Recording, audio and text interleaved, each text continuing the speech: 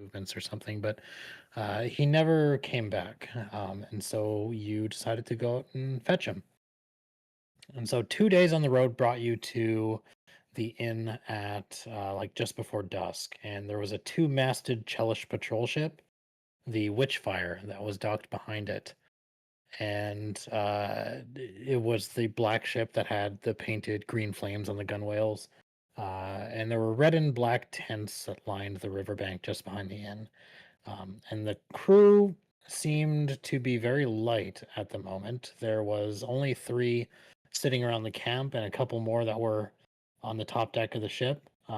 It takes more than that to run the ship, so they must be somewhere else. But you decided to go directly around the inn, and rather than go through it, you went into the camp, which fell first. There were two Chelish recruits and a local who was, intent on joining the Navy, I suppose. They were pretty unprepared for you guys. And then you went on to the Witchfire itself. And so there were two Marines on there who are pretty good at climbing rigging, but you cleared the galley pretty quick. And um,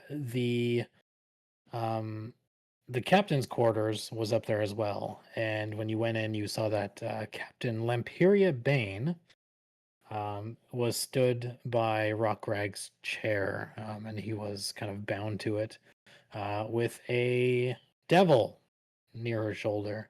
Um, a grinning entrapment devil is what they're called. And Rockrag was bloodied and barely lucid, but he was alive, and so you managed to get him free. Bane fought to the death, as you know, diabolists often tend to do, and the devil laughed right up until the last moment, where he was unfortunately banished back, and his contract was unmade. Um, and I believe because of that battle, which was a bit of a pitched and long one, you all hit level 2. So that was pretty Yay! exciting. Archetypes kick in at this level. Um, Again, Hellbreaker dedication is the obvious thematic pick, but anything really thematic for your character works. And so I think we might be best served by uh, going around the table and kind of hearing what kind of interesting mechanical changes and choices you guys have made. So I suppose we'll just go down the list here. Why don't we start with you, Liam? What does our halfling cleric have access to now? What did you pick for level 2, and what do you get? Also, I'm doing the Rose Warden. So right now, I got trained in deception, and I get a bonus if I successfully lie to authority figures for 24 hours. I get bonuses if I end up fighting said authority figures. But later on, there's some real fun stuff with including domains and eventually at level 8 I'll be able to just ignore difficult terrain.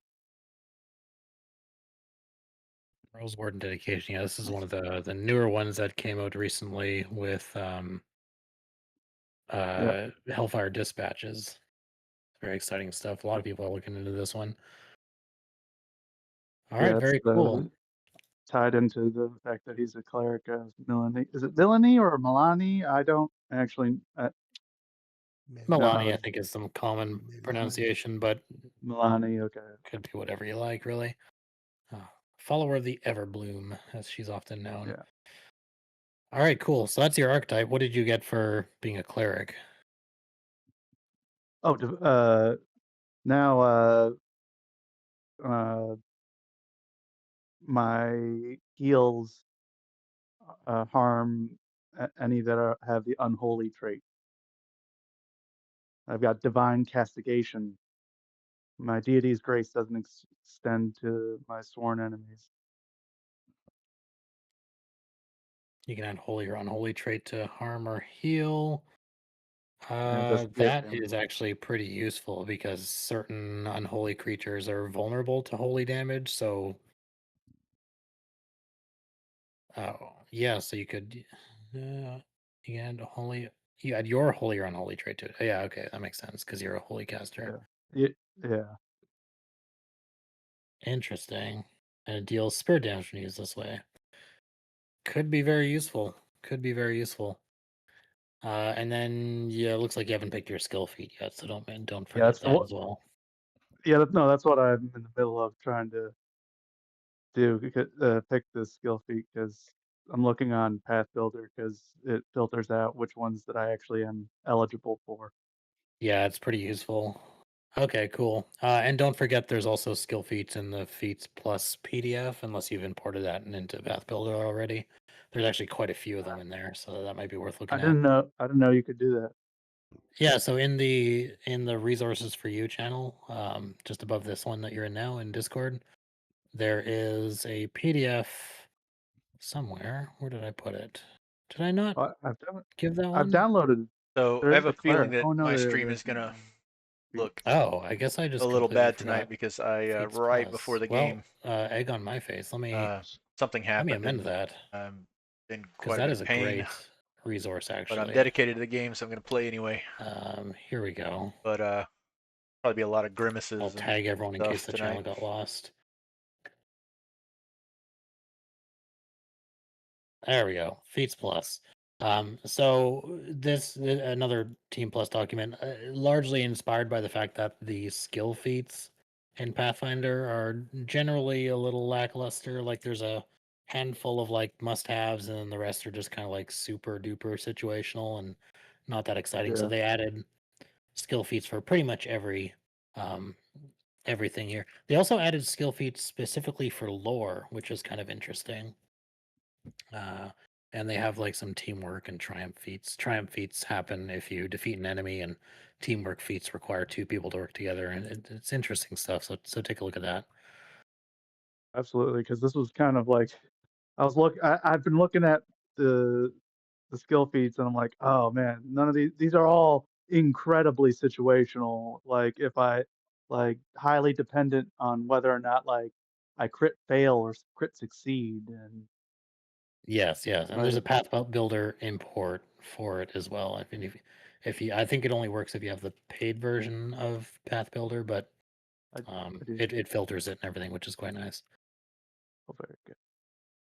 All right, so yeah, well done. So that's Liam out of the way. Let's go to Min Daito. What does our sorceress have at level 2 that she didn't at level 1?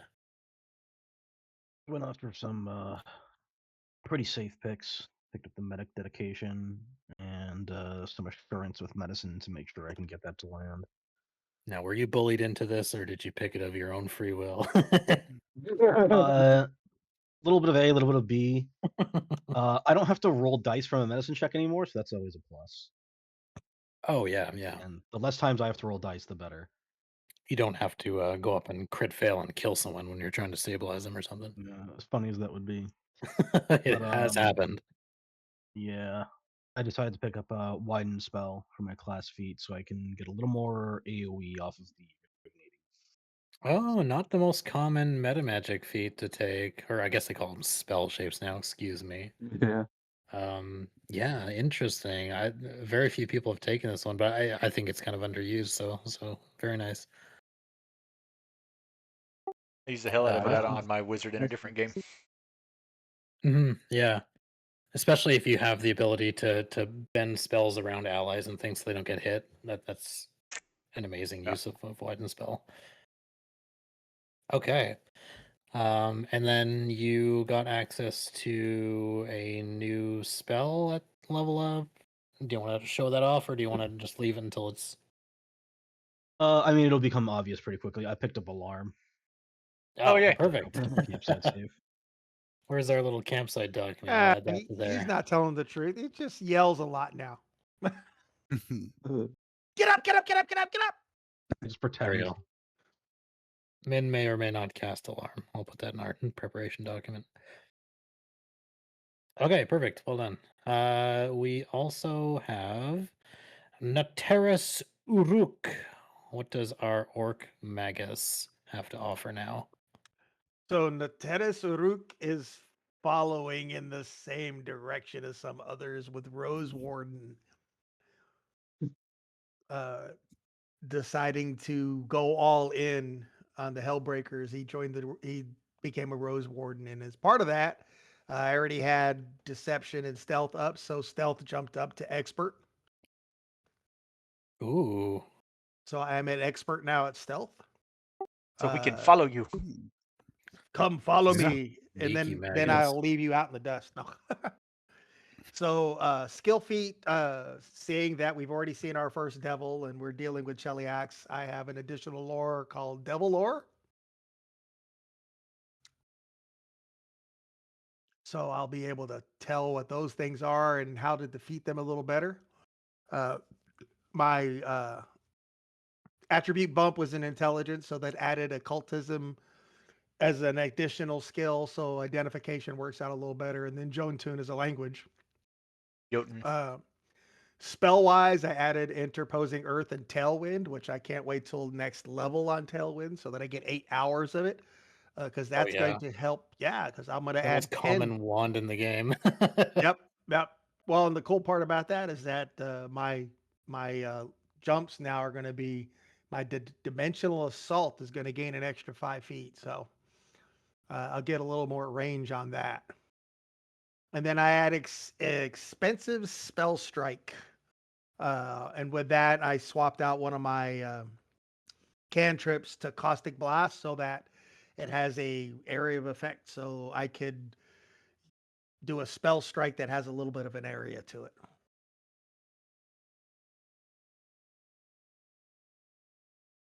Expansive spell strike. I heard you say Mhm. expensive spell strike, and I was like, "What? You pay Expensive. money to spell strike now?" Oh yeah. I just say, hey DM, here's another $20, man. How big is this one? Can I have a hero point? Yeah, Yeah. yeah. We'll have pay to win hero points here soon. Yep. And I was looking for that feat that says DM influence, and it didn't show up for me. Yeah. It's locked out till level 20. Yeah. Well, gotta buy the booster pack to get some more items. Perfect. So it sounds like our party cleric is going to be able to do some sermons pretty soon with all these Milani Yeah. worshippers coming out of the woodwork. Mhm. Well, that's the thing is he's already had influence on us. So Yeah, absolutely. He's doing the ladies' work. I love it. All right, and Quite the little garden growing. yeah, looks good to me. Billy, what is Stormcrow looking like at level 2 that is kind of new? Yeah, so Stormcrow is leaning a little bit into the elemental style as a Storm Druid, so I picked Geomancer. Figured that would be good thematically. It seems like it could be kind of a What does that useful do? dedication. Oh, the dedication. Yeah, okay. Yeah, dedication. Yeah. I guess for now, basically, if I'm in certain terrains and I cast a spell that has one of the tags, I get additional effects. I may be asking what type of terrain we're considered to be in at certain times. So yeah, then I think in later levels I can to use that more effectively, like changing the terrain on the fly. But for now, it's basically if I happen to be in the right place at the right time, it'll pull off and do something useful. I also took Animal Companion because I took Order Explorer, and I figured thematically like a crow would work. But I did take the Air Elemental because I could take it as a Storm Druid. But they did mention it could be flavored as, I mean, they use an example of Zephyr Hawk, so I figured just do Zephyr Crow or something. So I figured it'd be an Air Elemental that's kind of in the shape of a crow when he manifests. Haven't decided on a name yet, but I do need to make I assume a token for that. I don't know if he'll need a full sheet. I see I can make familiar or NPC or player character. I didn't see. I So didn't know if it's a which. full animal companion, then you got to make a new player character. Okay. Because a young animal companion is how all animal companions start out. So you make a new player Yeah. character, and Okay. then you just look up animal companion here, put that there, Oh, sure. and then it's a what'd you say, a hawk? Is Uh, that Air Elemental. air It's just elemental? flavored as appearing like a crow. So that's its ancestry, and there you go. You set Okay. it to level 2 because that's your level, and there you Oh, go. yeah. All the stats are pretty much done there for you. Nice. Thank you for that. And then if you have like a picture anywhere, I can set that up. Otherwise, I can just change the art right now to like some kind of like bird. Oh yeah, I can send that in characters chat.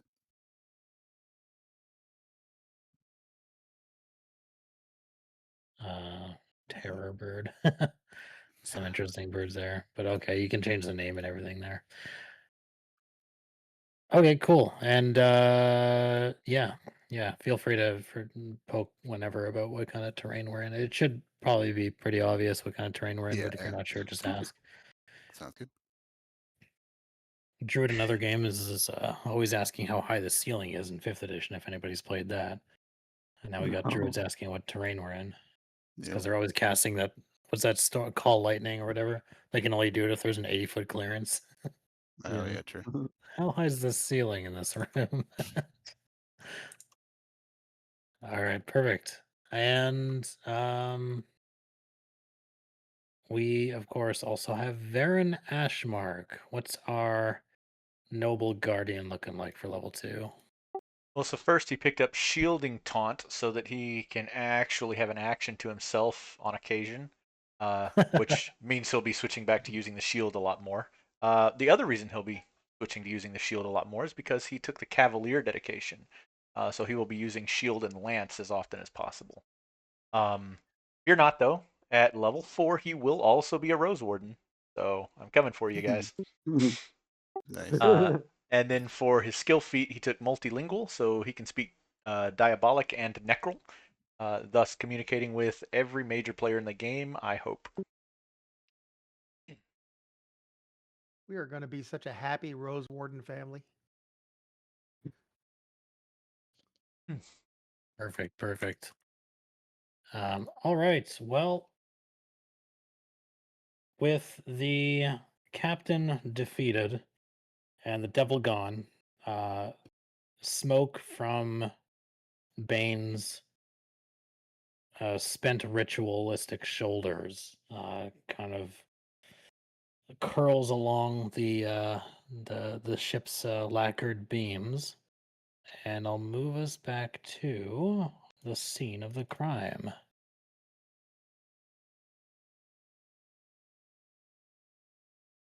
Where the place kind of smells like scorched old blood. And Rockrag is kind of sunk against the chair you just cut him free from. One eye is just swollen shut. The other one looks a lot better, thanks to the healing magic. And he looks like he's in pretty rough shape.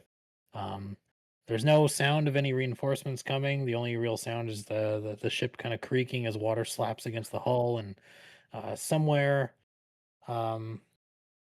in the inn, you hear some cheering happen and some laughter. Whoever is in there hasn't been alerted to the fact that there's some fighting going on outside. And as you cut Rockrag free, and he kind of very shakily gets up to his feet, he says, how many of you all came? Where's the lieutenants come? How long until the captain's crew gets back? I think it will be quite a while until the captain's crew gets back. Yeah, I don't think they're going to want to be coming back.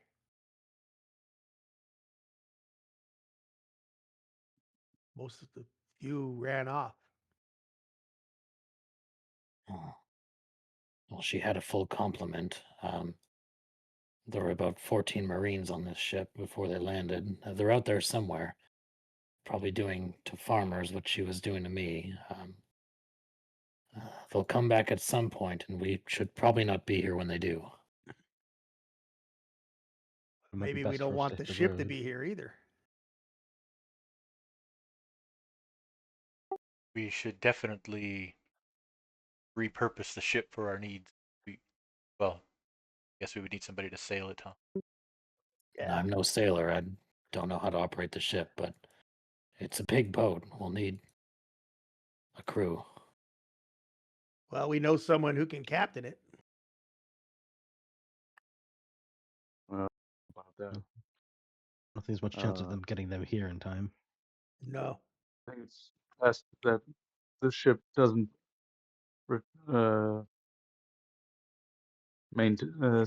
stay in Cheliak's hands, and we scuttle the thing here. Yeah, yeah. We set fire to the sails and simply just leave. Well, cut it loose too. We can put it off in the water.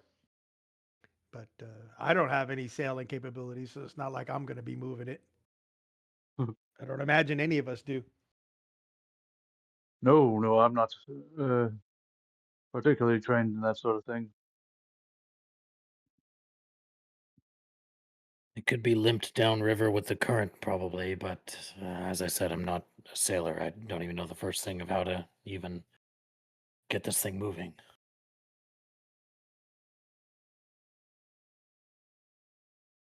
We should at least loot what we can from the ship. Absolutely. Yes. And So I what's guess the chances? What's the chances that we could limp this thing downstream? Um, Because so it's a two-masted ship. The crew is about 20 people, according to him. Now you with the figure that rotation, it's anyone probably more with than us. sailing lore would have an easy time kind of directing the party, but I don't think anybody has it. Nope.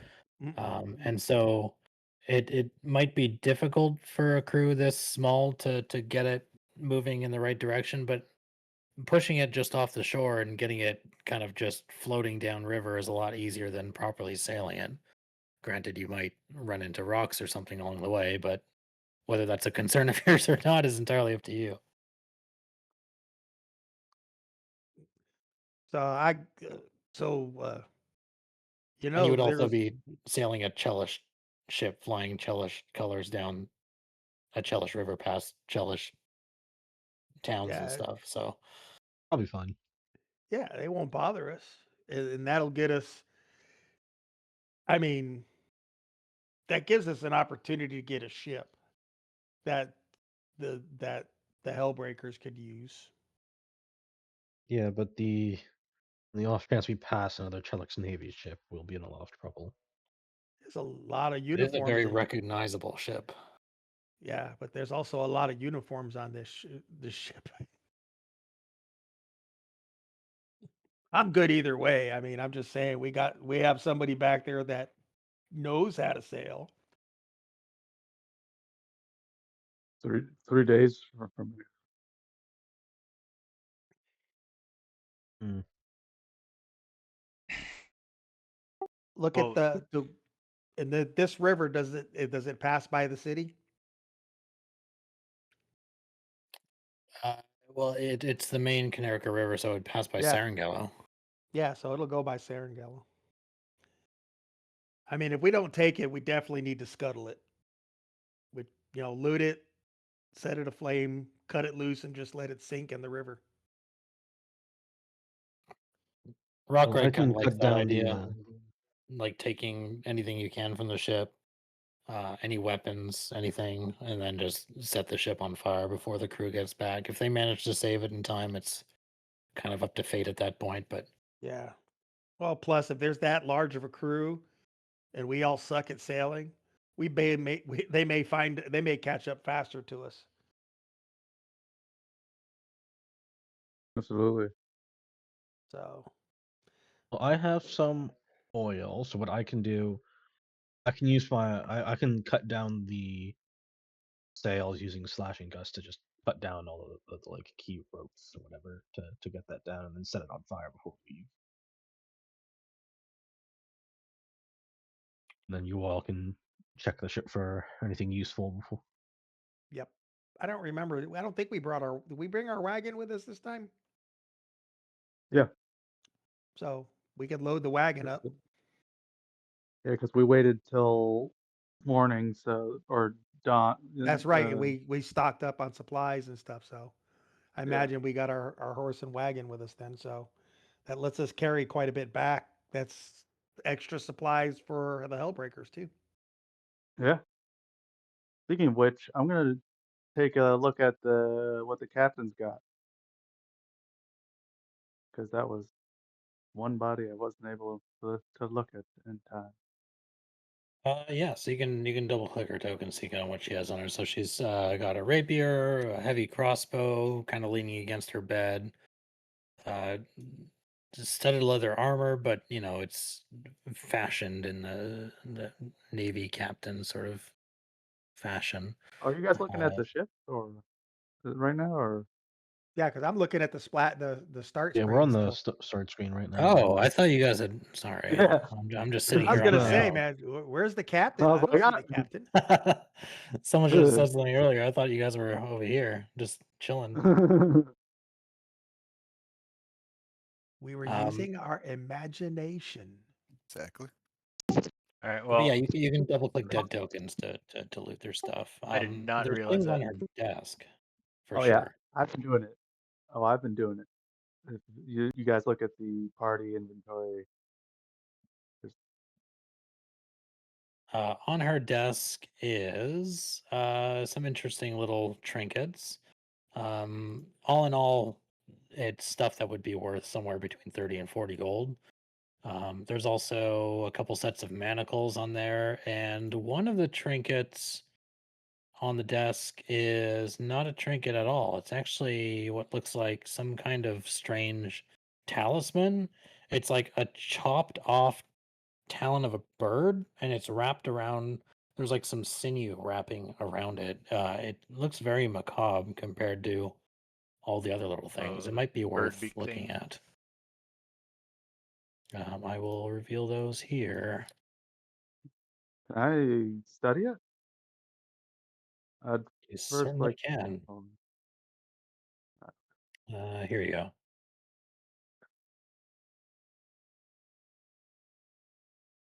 If you want to take a look at what this might be, it obviously has some like magical sort of runes on it. It is pretty obvious as a talisman, at least, but what it does might be a mystery unless you take some time to identify it. I will definitely take a look at it and see if I can identify I will too. Give it a shot. I keep almost clicking it, and then someone rolls, and then it.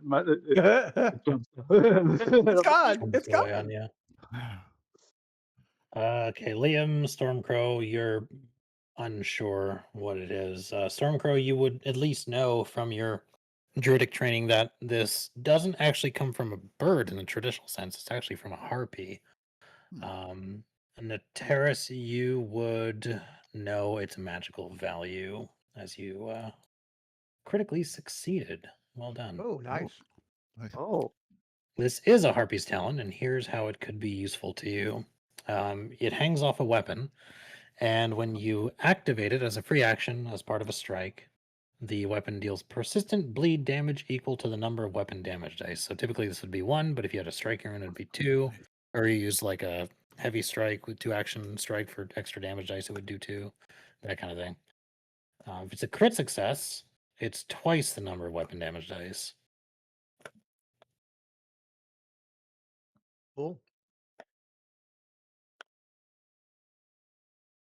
Worth 0 gold. Wow. I guess that is worth using for once. Well, it might be worth something to someone, but it's a bit of a,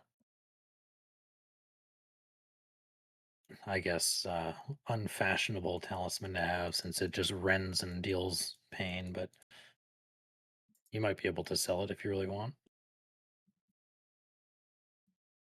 I stuck it in the party stash. Min, what are you out there searching for? I was just checking the bodies if there's anything noticeable, which I didn't really find anything beyond the arrows, but I'm focusing on cutting down the sails themselves so we can prepare to burn them. Sure.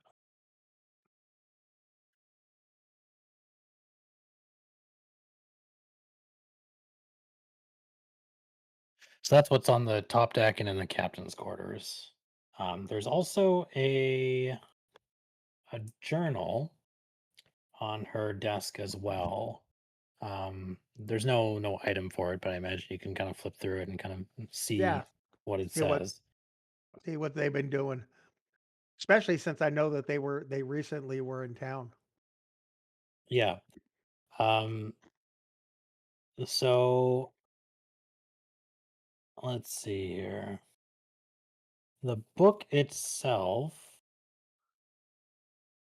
is written in a language that Nateris, you do not understand. Oh wait, no, you do. Wait, hold on. Yeah, you do understand. It's diabolic that it was written in. But Infernal's now diabolic, so Cool. it seems to be a journal, written in kind of terse military shorthand, and the entries are pretty boring. It just details essentially the movements of the ship, places they've stopped, what loot they've gotten from, bandits that they've quelled in the countryside and things like that. But the last three entries might be of use to you. The first one says, informant in Sarangallo, and the name is withheld in the ledger. It's just coded as Hart, Hart. Mm-hmm. Says the baker's shop conceals the hub. Verify this before disclosure. Ooh, not The good. second one says Adjutant Valerin confirms Fleet Command's patience runs thin. Break him within 3 days or send for the senior interrogator. Or sorry, I mixed those two. It says one more insurgent hanged publicly would ease the political demand. I'll put that in chat. But the first one seems to be closing in on maybe the Hellbreakers headquarters. Yeah, that's definite. And the last one says, we found a target, Hobgoblin, and confirms the League's officer tier. Break him within 3 days or send for the senior interrogator from Citadel Rivad. Which they captured him. Just didn't break him.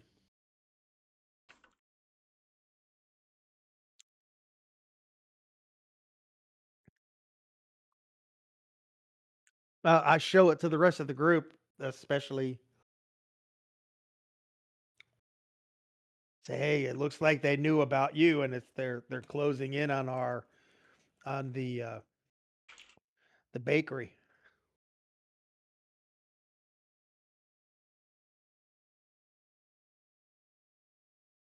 This is important. Oh no, we must alert them at once. I mean, it looks like they're holding on confirmation, which they didn't get. True. Which I But looked. we don't know if that's the most recent message. Well, we have Did another they? problem is that this says effectively that Rookrag gave them information. Now, I think it's safe to assume that he was being coerced or tortured, but that is still a liability. Well, I can tell you that I never told them anything actionable, but they have been looking for the League for some time now. I actually overheard the captain telling her crew that someone named Hell Knight Ahala would pay handsomely for information on our little operation to strike back against the rebels who fomented the violence in Breach Hill. If there is a Hell Knight out there hunting us for revenge, we should tread carefully until we learn more about exactly how much they know. Do y'all have enough? Do you have another spot that you could take the group other than the baker shop? Because it looks like they know something about it. Well, luckily, we are not beneath the baker's shop, but we will have to warn Zara that she is being watched. Mm-hmm. I had that Which last means little lore bit there. Someone named she Hell may Knight want to. Apollo. She may want to stay clear of the. If they're watching the baker's shop, she may want to stay clear for a while.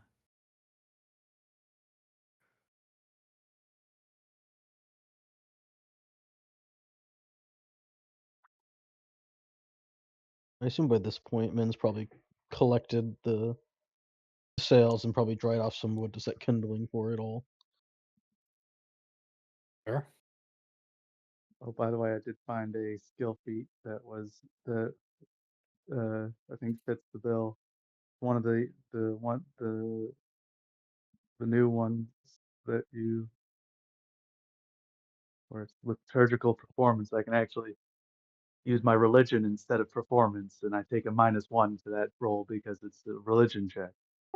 Damn, I was So hoping you were going to say additional lore sailing. I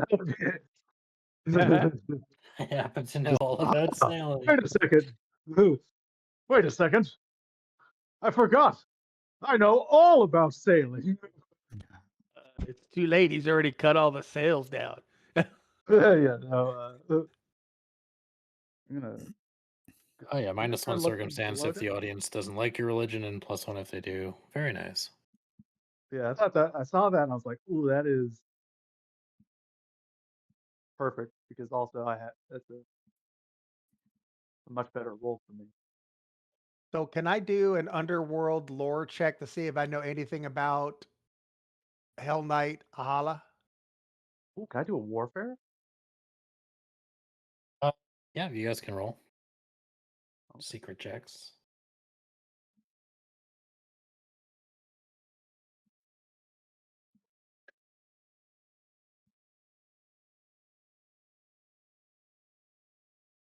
Ooh.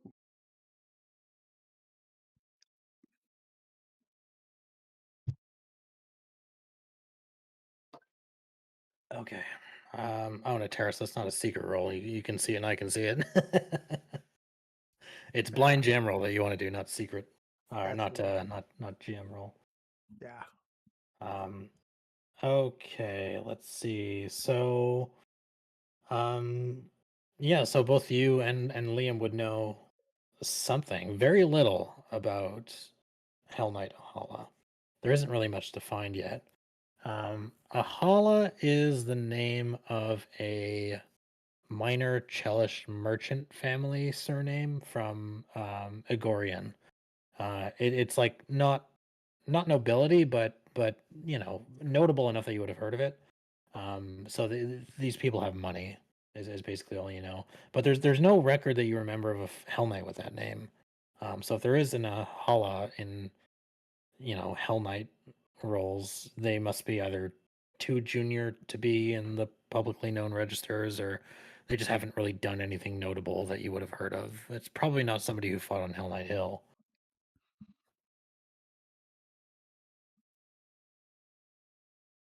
Okay. Well, not a name that we know Look at- much about then. Some kind of wealthy merchant family has that name. That is the lead. You always merchants like to talk, especially if it's about if they can in the end take another competitor out of business. Rockrag doesn't know anything either. He just says that it doesn't ring any bells. But the Order of the Rat had a lot of young ones, armigers, running errands for the real knights. You don't always learn their names before they're reassigned or killed off.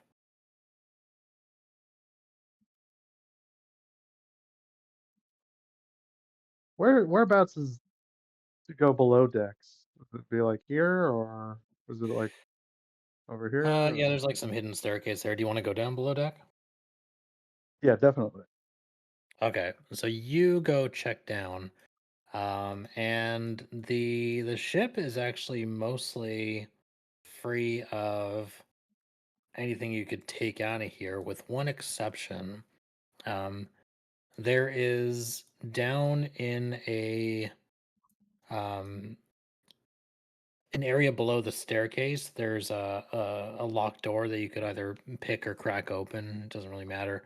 And in there is a couple storage chests that have essentially the bounties that this group has taken from the countryside that they've harassed thus far. In total, there's 30 gold in there. Oh, Ooh. Very nice. Just What a good thing you happened checked. to oh, Greg, what happened to your contacts you were supposed to meet with? Never showed. I think it might have never existed in the first place. It's not someone that I'd met explicitly, but had correspondence with. Yeah, all things considering, it seems like they knew about you and set the trap. And it seems that this Hell Knight Ahala has been paying a lot of people for Hellbreaker information. As I said, I will probably tread more carefully going forward. But you, Lot, have the benefit of being a bit newer to the organization, and apart from the river run that you did, it's, I figure that not many people know that you even exist yet, which could be used in our favor. I don't even think the River Run knows who we were. What did your report look like for that? How did it go? We found the ship and unfortunately lost the whole ship. Pretty much like this one, except some kind of armor exploded and blew up the whole ship. We did capture the captain though and brought him back to city. We did And recover a we number of got supplies. 8. The supplies being the main thing. Yeah. Success was the 8 crates worth of supplies. Probably for the best that the ship was scuttled. The entire point of doing it so far from Serengel is we didn't want the city implied in the crime itself. So And the crew was unharmed. They were perfectly willing to leave their captain to die. he seems a little Nice. surprised at that when you mention that, and then he gives a small smile and nods and says, "Good. The Yeah. the ones who lived will remember your kindness, I'm sure."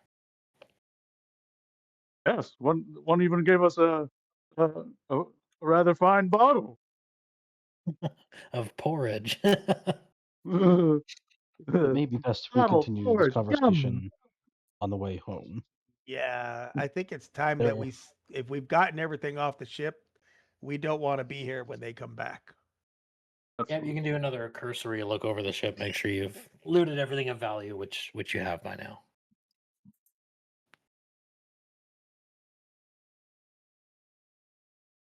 alright, so yeah, we'll pull up everything. Try to push the ship off the dock. The dock, air quotes, and then Cut it throw a loose. torch over. Did we head inside the inn and see if there was anything that they may have left in there? I think it's well, I think if it's there's worth still. bringing the trouble there. We should just get going before any possible patrols return. Yeah. Mm. The I ones think inside are they'll be getting their comeuppance once the others return to find that the ship has been burnt to the ground and they just sat there getting drunk. So I think that will just kind of solve itself. That is true. I was referring more to items that we may acquire to use against them in the future than punishing those that should have defended the ship. imagined Sure. anything of value they would have taken into the captain's quarters or not. Like how Stormcrow's crawling around, frightened. Oh yeah, He's also I'm not feeling still too well. prone. Yeah, that's true too. I am quite low. William's gonna poke his head into here. I shouldn't be frightened. What's that? Sorry, you were quiet. Oh, Liam's gonna poke his head into this here tent. One is gonna checking the tents before. Sure, it's a good thing you did because inside one of the tents, we'll say this one here, there's a crate that is marked with the Chelish Navy stamp, and it's open, and it's one of those like little sort of almost like grocery crates that has a bunch of hay stacked in it, and 4 carefully packed vials that are marked as explosive and deadly. Um, there are 2 that you immediately identify as alchemist fire. The other 2 you're not quite sure. They look like sort of like dark glass bottles with what looks like almost like a peppercorn in it, but it smells like sulfur mixed with death. And you're not immediately sure what they could possibly be. And so Does it I look a will little put bit like those. the atrophy bomb? Oh, yeah, you've seen those before. So yes, you do. I was You gonna, do know I what was they gonna are. say because I was, Oh, yeah. I was gonna say that Uh, the peppercorn that sounded familiar. That sounded like when you described the atrophy bomb. I was like, There oh, you go. Nice pickup. nice. So you find 2 atrophy bombs and 2 alchemist fire out of a little explosive crate. The rest of the tents just have basic sort of camping supplies and nothing really of interest. We could use an alchemist fire to set the ship on fire. Hmm. Good idea. I'd rather just use a torch and not waste money. that is true. Less fun, but yes, a good idea. I mean, hell, actually, we don't even need a torch. We can just flint and steel on one of those boxes, crates, or whatever. I mean, there's plenty of there's plenty of spots that you can just even just uh, bring. Don't even have to leave the torch. Just stick the torch in, and it'll begin to catch. Oh, whole thing is a fire hazard after all. Once we do, we got to be out. We got to be quick to leave though, because the smoke going up from this thing is going to call everybody around. In fact, we should Good probably consideration, yeah. have some of us already head to the cart and make sure it's ready to that everyone's loaded to go, and maybe have some of Yeah. the fastest Take of the us. supplies and start loading them into the cart. All right, you can take the supplies, start throwing them in the cart, and I imagine use torches or a bit of oil or whatever it is you want to do to start a fire in a couple different places on the ship. All of which probably takes no more than 10 minutes. And sure enough, once you start to see the fire catch on to a couple different places Oh, in the ship, well, you that's figure it might be time to get out of here. Yeah. that was incredible. Let's get out of here. Get that. Away! I see the terraces flying 30 feet in the air. The room of a different sort. I believe Melania will be still. Melanie will be pleased. Melanie. Money. God, it's my brain just like keeps trying to like autocorrect it to like some like different names that I've heard. Just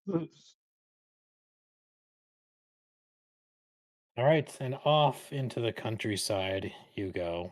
Another roughly 2 days of travel, and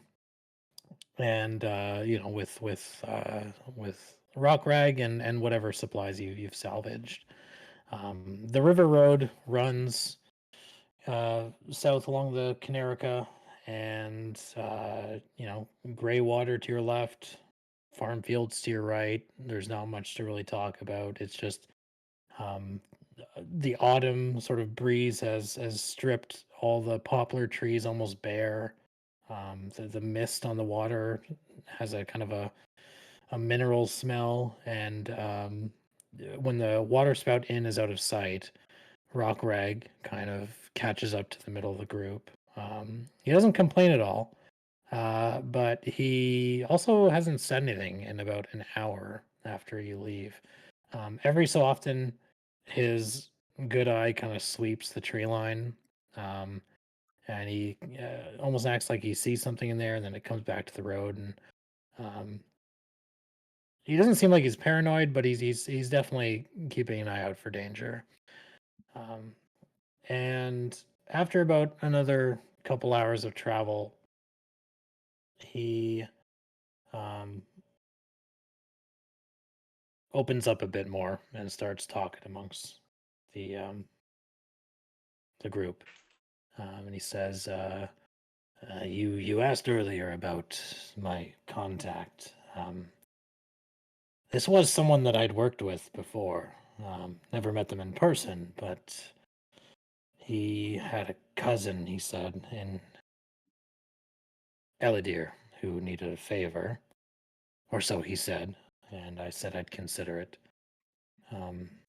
He was supposed to be at the inn waiting for me when I arrived. I should have known not to trust it. Do you think he's still alive? Do you think that they got to him? I don't know if he ever even existed. How long have you known this person? We had been exchanging some intelligence for a few months now. But it may have just been a ploy to draw me out of Serengello. So while we're I'm just riding, I going. kind of look through the book and see how far back they knew about him, where he shows up, and whether there's a a date to when they first start speaking of him. Rockrag. Yeah, good impulse there. They don't seem to know who Rockrag is at all. It was almost like a happy accident that he even showed up at that inn, from what you can gather. Like, there's no mentions of him at all. Okay. With that, I just kind of mentioned it to him. I said, well, the log that we have here doesn't seem to have any mention of you, so it, that means that your friend, or that just may have been a coincidence that they caught you here, unless he was always, well, here's the thing, is if he always was a Chiliaxian, they would have had your name. How did you communicate with him? Did he know who you were? We had aliases, but was yours? no, I never gave him my identity. And there's no reference to an alias for him either. No. Yeah. So yeah, I don't get that they knew about you. They had some idea, but not necessarily that you would be here. Well, then still, it was foolish of me to travel on my own. Yeah. Well, sometimes we do foolish things to get to further our cause. So it's noble effort. At least you're alive to learn from it. Yes. I am. I am. You lot did well to fight off that captain. When they were interrogating me, the devil was actually the easier part of it. The devil fed off my fear, but there honestly wasn't much of that left to give to him anyways. But the captain was much harder. She wanted to understand the League and had questions about us, and I didn't tell her anything, but she seemed to infer a lot of details anyways. She was very good at what she did. Hmm. Stems to reason that if this Hell Knight Ahala is paying for information, that she knew her skill set fit right in with being able to find some to sell her. While he's talking, I go ahead and pull out of my pack one of the kolaches that Zara gave me. Here, you'll probably like this more than me. Hand it to Rockrag. You sure? Sure. You've had a lot more to put up with than I have in the last few days. He nods and inclines his head in thanks and takes it.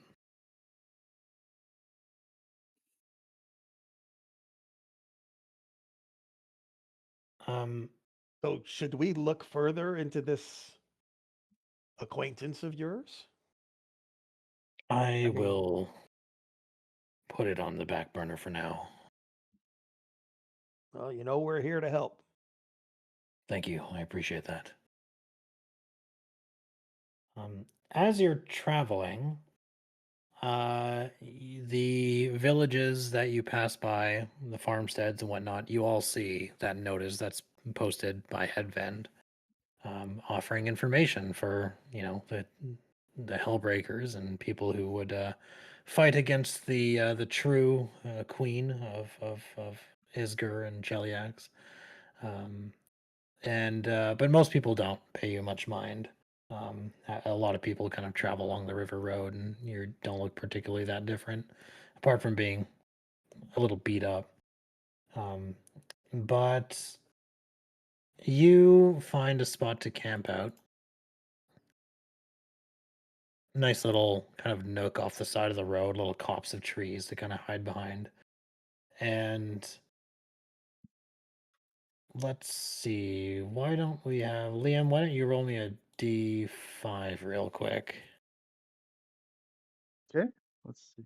That You can just type is in R1d5, yeah. or you can do a d6 and just add one to it, whatever you, or subtract one from it, I mean.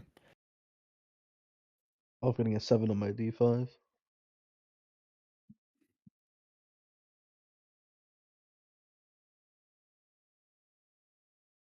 Just want to see, because something will happen in the evening. I just want to see who happens to be on watch.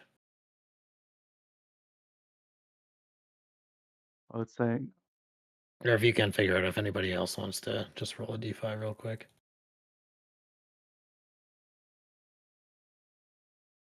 Oh, somebody got it. yeah. Oh, one. Okay. Ooh, that's Varen. Okay. So as everybody settles down to sleep, Varen, you would notice that there is a crow sitting on a fence post watching the camp. And it seems very interested in what's going on in your camp. Like it's tilting its head left and right, and it seems to be acting a little odd for a bird, we'll say. All right. I think. Well, given that I'm on first watch, I assume that people aren't actually asleep yet, right? Because it's just like 6 or 7 in the afternoon when I'm on watch. But let's say that they are. I will get Stormcrow's attention. Oh, sure. Oh, what? Yes, what is it? I think you have a friend that is interested in us. A friend, you say? Yes, yes, a storm crow, perhaps, and I'll kind of shift my eyes back towards where it's at. Oh, yes. Oh, hello, friend. I'll start to approach it, I suppose. What are you doing here? You approach it, and with your druid training, you immediately recognize it's not a normal crow. The posture's wrong. It's a little too Hmm. still, a little too obsessed with what's going on in the camp. It doesn't preen at all. Um, and as you get closer and you get your kind of natural druidic connection to living creatures nearby, you notice that it doesn't have a heartbeat that you can hear on the wind blowing in your direction. Um, Well, that's not a crow. I don't know what it is exactly. it It feels certainly looks very like one. cold and unnatural. How bizarre. How I guess I'll bizarre. keep trying to get attention. Hello, do you understand me? I believe I can usually speak with animals. As you So call out to probably it again, yeah, do you have speak with animal? I don't know if it's it's like a what's it called? Animal empathy. A rudimentary level I can communicate. I can ask questions of and receive answers okay. using diplomacy. You call out to it, and I mean you've seen birds sit um, still like this before they're about to hunt something, but this Hmm. isn't really that. It's just that something is not right about this bird.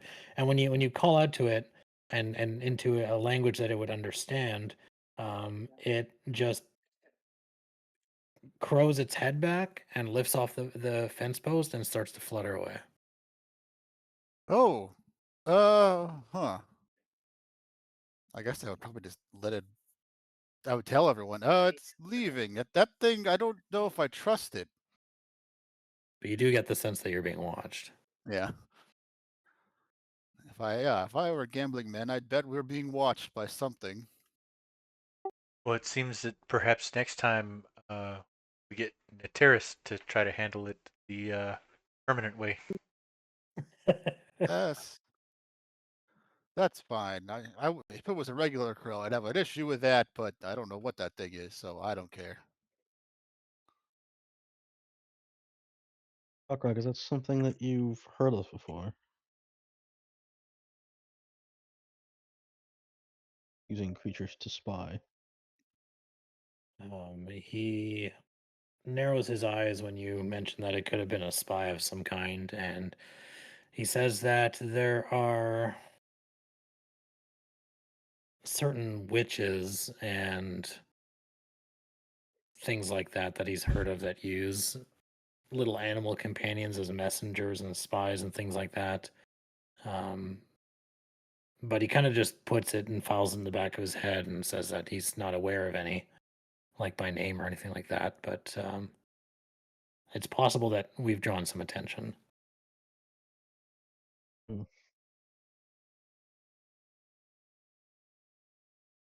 Enough attention to send creatures after us, it would seem, or animated creatures, or whatever it was.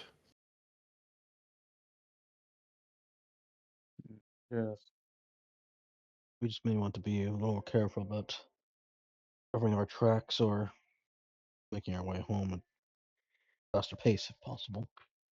It's probably better just to make it at a faster pace. We need to get Rock Rug back anyway so he can settle and get rested and get some decent sleep off the My road. leg By just the way, feels awful. looks like our animal companions now also have exploration activities, or is that It's not the just case? because they're in the party, they don't actually get them. Oh, okay. Though, speaking of exploration activities, now that Nateris is crazy high on stealth, we might need another volunteer for scout.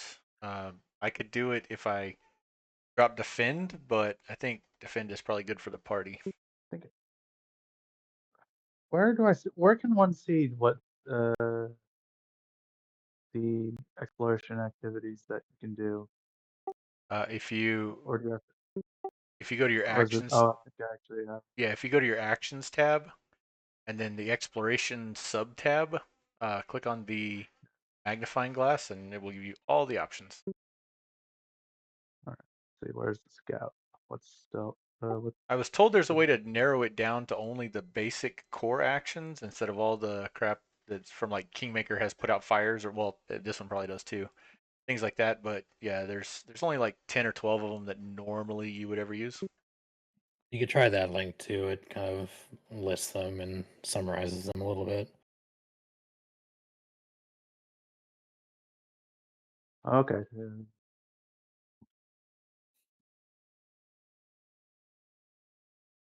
I mean, So we yeah, might so possibly scout with if it's he's got a decent uh stealth and got perception.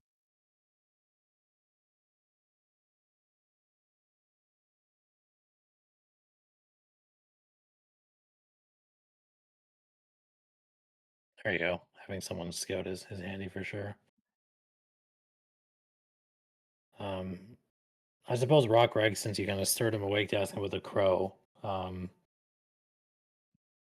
sits up against a log near the campfire and says, I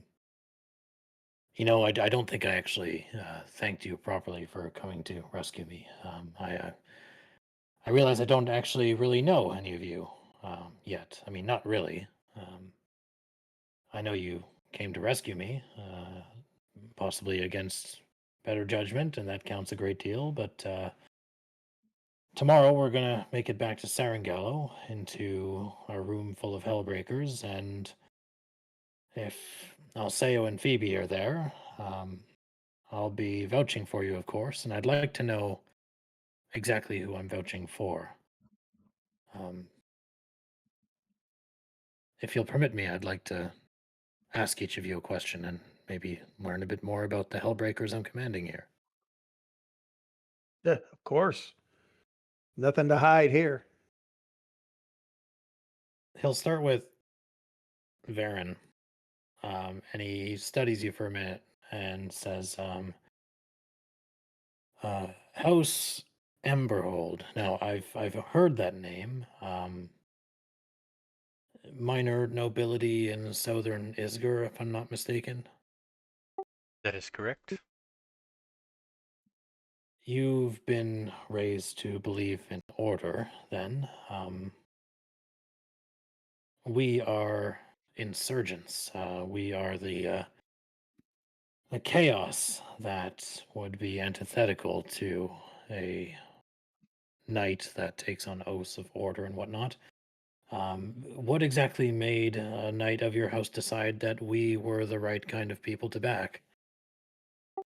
Well, so a funny thing about order is that in order to maintain it, a lot of times you create the chaos. And I saw that in my homeland, in the area around my homeland, um, one time too many.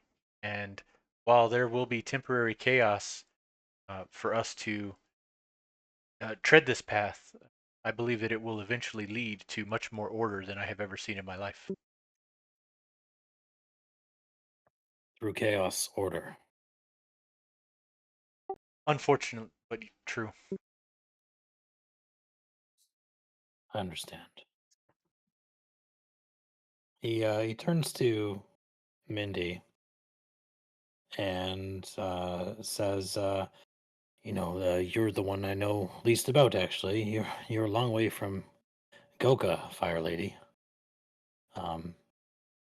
Milani's people find their way to our fights eventually, and I've served beside two of them, both dead now, but fearless in ways that I sometimes thought were a bit stupid, and other times, when it worked out, it turned out to be the bravest thing I'd ever seen. And it seems like the results kind of help decide which is which. But you didn't have to come here. I mean, Goka, I'm sure, has its own troubles. I'm not so provincial as to think Isgar's the only country with a boot on its neck. So why are you even here? Why did Milani whisper in your ear and uh, bring you something across? Tell you something that brought you across the world for a country that isn't even ancestrally yours. Well, I can't say that Isger's plight was necessarily the first place that I've gone to. I've traveled a couple of the land and helped those that I could here and there. However, it's just the calling for here, just a larger effort, the bigger struggle. There's much more that I can do. Many more people here that I can assist. And well, it seems as good as place as any in order to start my tale of making a dent in this world.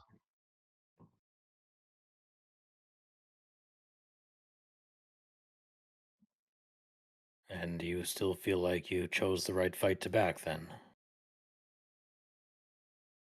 For now, yes.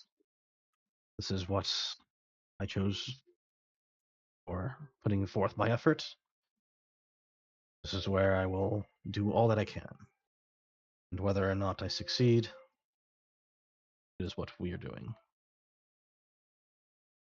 But I'd actually like to turn the question around to you. Where exactly did you start with this?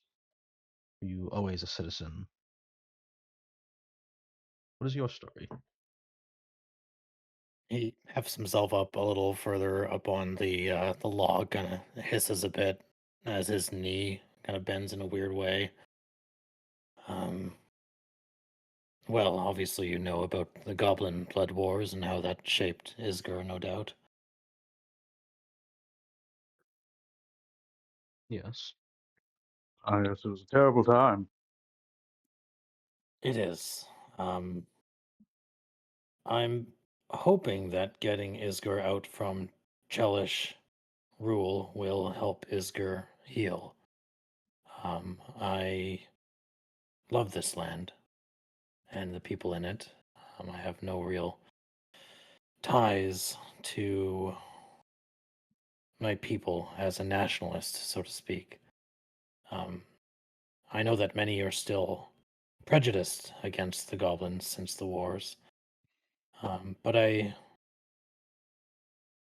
know what people see when they look at me, and I have chosen to fight anyways. I was born in Chitterwood 4 years before the Goblin Blood Wars actually started. I'm 33 now, so I'm old enough to remember the war pretty vividly as a child. Um, and my parents were foragers or tanners in one of the smaller settlements.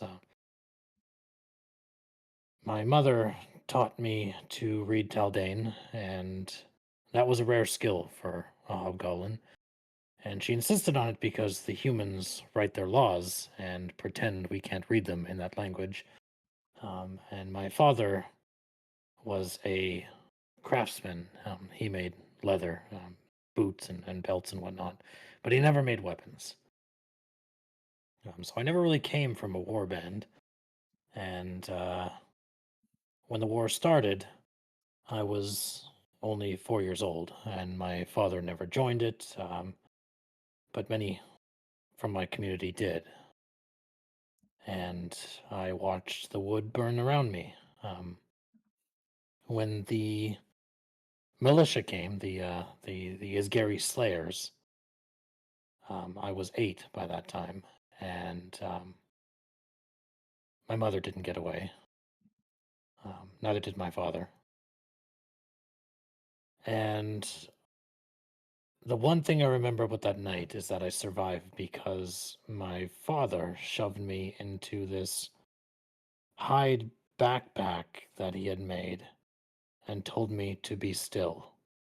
And I heard everything from inside that. And when I emerged, the village was destroyed.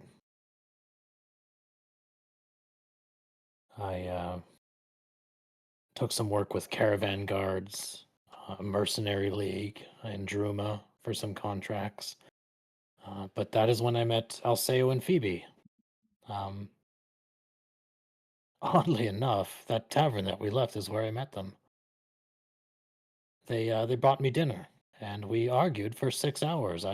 I told them about the atrocities that the people of Isgir committed to my family, and they just tried to articulate their ideas. Um, an Isgir that was free of Cheliacs,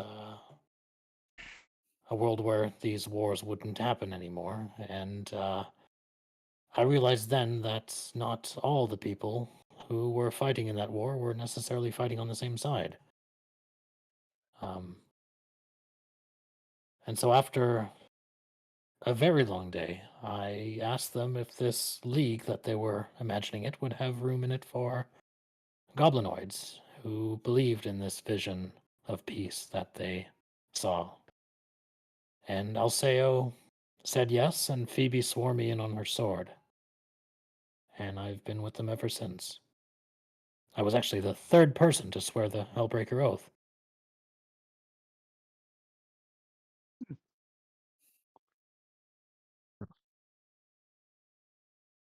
I'm sorry if that tale had to bring back in particularly painful memories for you, but I do appreciate you sharing. It's been a long time past. It feels like an entirely different world now. I just want to try to prevent any more villages from becoming what my village became. Just another travesty to be caught in the crossfire of a war that they had nothing to do with. And so when I ask for all of you to try not to kill any of the scary people, even if some of them might fight against you, you might understand exactly where I'm coming from in this. Of course.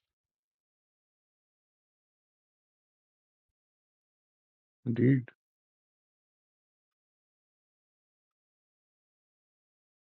But thank you for asking. I didn't know anyone was even that interested. But I would like to know more about you, Stormcrow.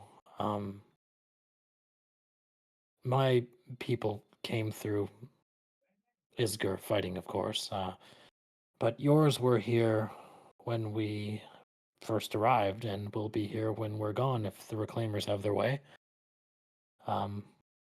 Most Reclaimers I've met want all Chelish people gone and everything else gone with them. No more cities, no more roads, no more goblin mercenaries making livings in Isgary Hills. So I've kind of wondered where I actually stand in this Isger you're fighting for. Hmm. That's a fair question. Personally, uh, from my training and my druidic order, being a druid, I am quite connected with the land, and I believe that although I would like to see my peoples returned and to have autonomy in this region, I do not think that that means that uh, we should be free of everyone who is not us. I think that is a silly notion. I think really it depends on how they treat the land and our customs. I think that perhaps for me, it's more of a middle, somewhere in the middle of trying to find a way to allow the people who respect the land to stay and perhaps simply expel the ones that are exploiting it for their own ill intent, as I believe Chillax mostly does. Well, sometime, despite all their troubles, the Hell Knights and indeed Cheliax as a whole does some good, which is part of the problem we face as Hellbreakers, is that how do we unmarry some of the genuinely good deeds they do with some of the darker intentions that they have for the future? Yes, After the Goblin Blood Wars, they actually rebuilt many of the villages that we pass by now. And there's perhaps good reason why a lot of these people are loyal to the Queen. yes, they have quite a good PR team, I suppose you could say. But that is a wise point you've made. It will not be an easy path forward, but I believe it is the right one ultimately.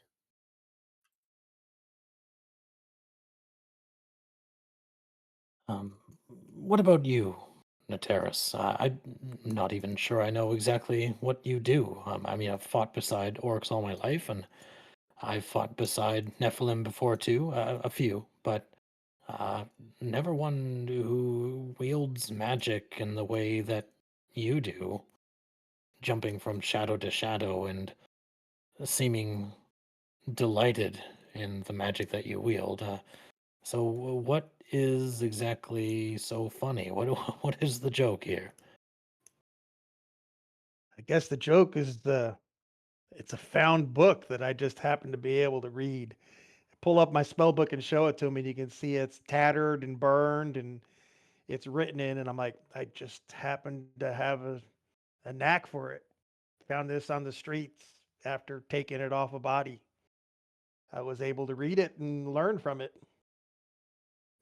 Myself, you spoke earlier of the Goblin Blood Wars. Mm. To the best of my knowledge, I'm one of those orphans.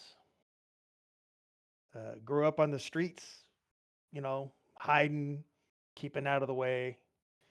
Didn't always work. Young children in the streets these days aren't treated very kindly, especially an orc after the Goblin Wars. So I grew up getting beat, getting pushed around, learned to hide. So I guess that's where that started. Kept to myself pretty much, but gained a dislike for the Chilaxians and the Hell Knights themselves. They seem to take extreme pride in torturing my youth. So if it Am I wasn't right in for I look understanding that over to I you've look gained over your to powers from a random book you found? yeah, exactly. Surprisingly enough, Don't you think that's, I don't know, ill-advised? Mildly whatever you need to concerning. survive. If you think about it, I was just trying to find a way to survive, and I found it, and I could read it. Mm. No formal training at start. Heck, and I like point over to Varen and I go, if it wasn't for him and his family, I wouldn't even have belonged to anything. I actually joined the Ashmark levy for a little while till I found my way back to the streets. I guess you could say that the reason why I've decided to join up with the Hellbreakers is to have that feeling again, to be around others and have a cause. But beyond that, I just want to see to see the Hell Knights broken. I'd like to point out And that you give yourself too little credit. Sure, we gave you a home and you were very welcome and valuable there, but you're a very skilled individual. You would have been fine on your own if it was necessary. it's good to be around other people so they won't believe the dark places you can go when alone. At least now I get to share a drink with companions and serve a cause.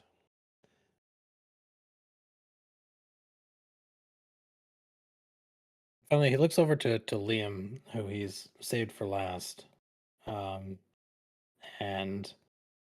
he says, Liam Stack, you seem to have Milani's ear. I'm curious about you. When the Hellbreakers win, and we will win, I've decided that, what is the first thing you do? The very first day Isger is free, before the dust even settles and songs of the rebellion are written, what does Liam Stack do on that morning? Well, I suppose I'd have to start looking to reopen my shop. That would be a lot of work. The root Yeah. cause, was that it? Yes, it was. Why That did the Order of the Rack burn down your shop? Well, it really was more of a matter of them pursuit at all costs. It was more. The root cause wasn't even the target. It was more of a byproduct of their hellish obsession uh, and their routing out of dissidents. So you don't even It know was why they actually burned down your shop. You were just suspected. it was no, it wasn't. It was they were chasing another dissident that just so happened to be in the area, and it was during the scuffle that uh, the whole block nearly burned down. My I my see. shop was. That seems awful. Luck. It was yes. I think you could use more of Uruk's luck. I don't know if it was entirely luck, but perhaps a little bit of fate too. He seems to find magical tomes that grant him powers. Now I found a rose. True, true. I would hold on to that, and try not to lose it when the fighting gets too tough. Thank you all for indulging me. I won't ask any of you questions like that again. I just wanted to know who I'm fighting beside. Let me take second watch, and don't argue about it. I'll sleep when we're home. The League is lucky to Well, have that's people like you.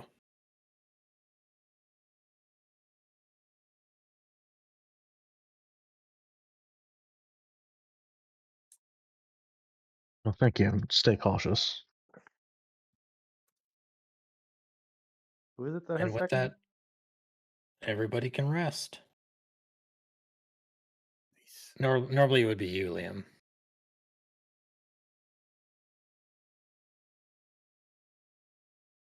Oh, who'd have thunk it? It's rain God. again. Damn it! We had one Isn't day. that like normal weather now? It's like back to being normal. The day it Who'd have doesn't rain is thunk the it? day I'm going to be worried. Yeah, sunny days usually, foretell danger ahead. If that was All of the you point can where- gain 60 experience for that fun little A bit of storytelling there, learning a bit more about Rockrag and each other, I'm sure.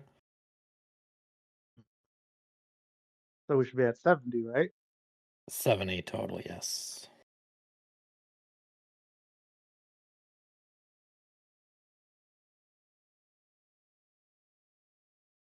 All right, so second day of travel goes by pretty uneventfully. You guys make it back to Serengallo without much trouble and get there just before it gets dusky. So sometime in the late afternoon, you start to see the palisade walls surrounding the town begin to approach on the horizon as you start making your way through the sleepy prairie hills by the riverside, and it seems like shelter is at hand.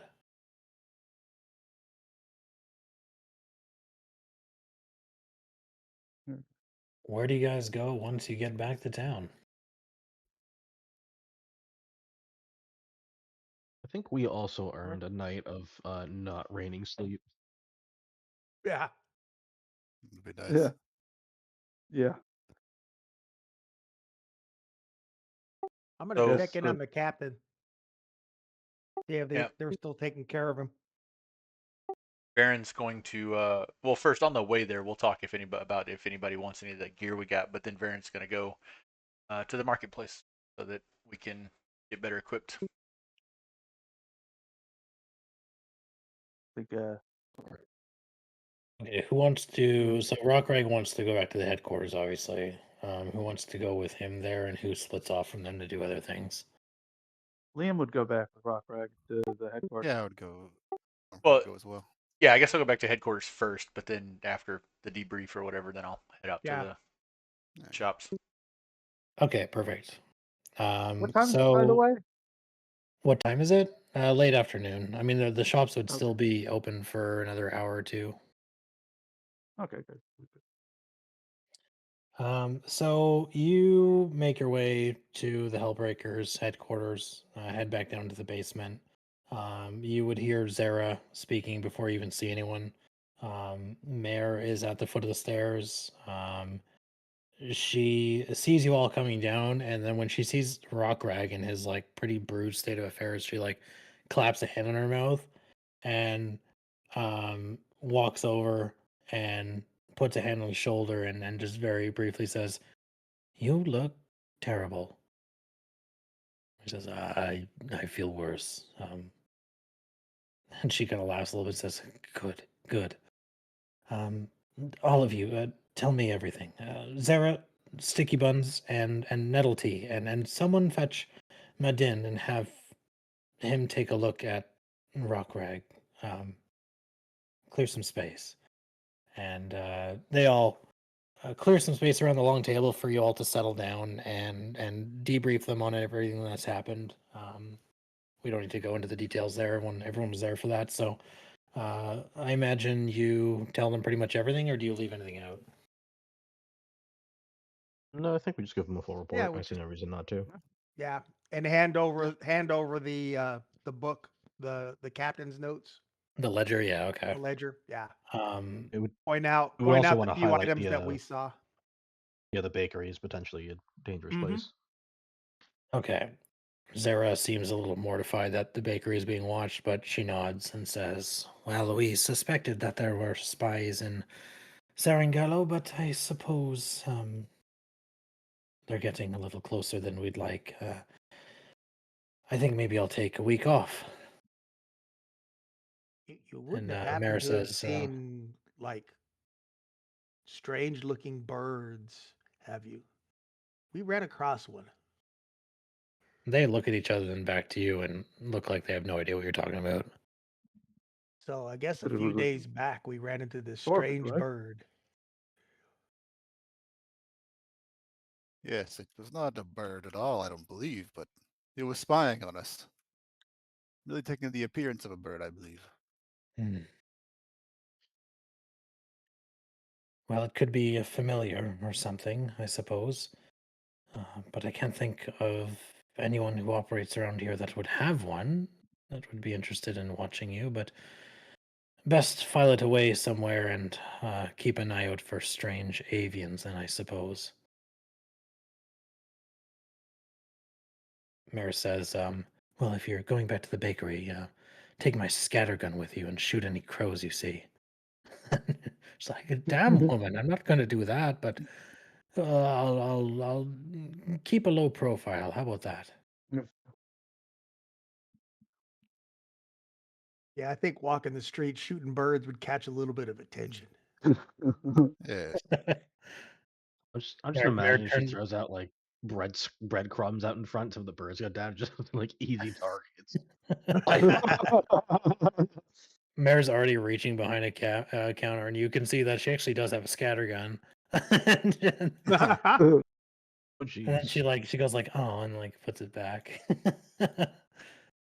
To blast people coming down the basement stairs. So Rockrag is there now. Zara's there. Mare's there. Etherin's there. Someone mentioned they wanted to check in on Yes. Torvin and the captain, Captain Aiden. He's there. Torvin seems happy about his assignment watching Captain Aiden and happily tells you when you visit that Captain Aiden's been very cooperative, mostly except for the swearing. I let the captain know, unfortunately, we had a ship, but we had to scuttle it. So we did come across the ship, but I don't think it was one that you would want to be. It was too easily recognizable. Well, I'm not exactly asking for the best ship in the Navy or anything, but if you find a fishing vessel that looks like it could have a decent prow on it, then I'll be waiting. Well, At this point, Think he wants a raft. I'd find that preferable to my environs. This Torvin isn't good much for conversation. Torvin's like, oh. he seems to like your company well enough. I do. He's sailed many places on the river, and I enjoy his stories. So yeah, they're doing fine.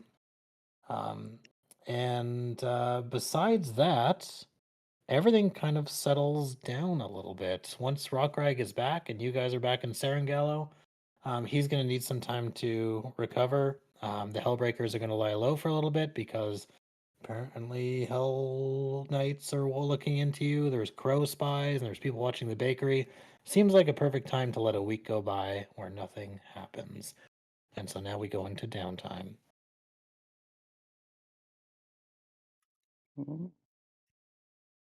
So we can have about a week of downtime before anything interesting happens. So plenty of opportunity to retrain, to earn income, to craft things, make some new connections, listen to more rumors around town, gather some intel, or do any other wacky and zany things besides, the usual shopping and whatnot. Research topics or creatures or people, all sorts of things you can do around Serengallo. I think the player's guide had like a basic gazette about locations around town, but the obvious thing is doing some shopping and earning income. But some time needs to pass before things shake down a little bit, and probably for the best, given that so much has happened in such a short time period. So, what would you guys like to do with the time that you're given? I think Min. Okay, Farron. A week is exactly how long you need to retrain a skill, so that's perfect. What are you looking to retrain from and to?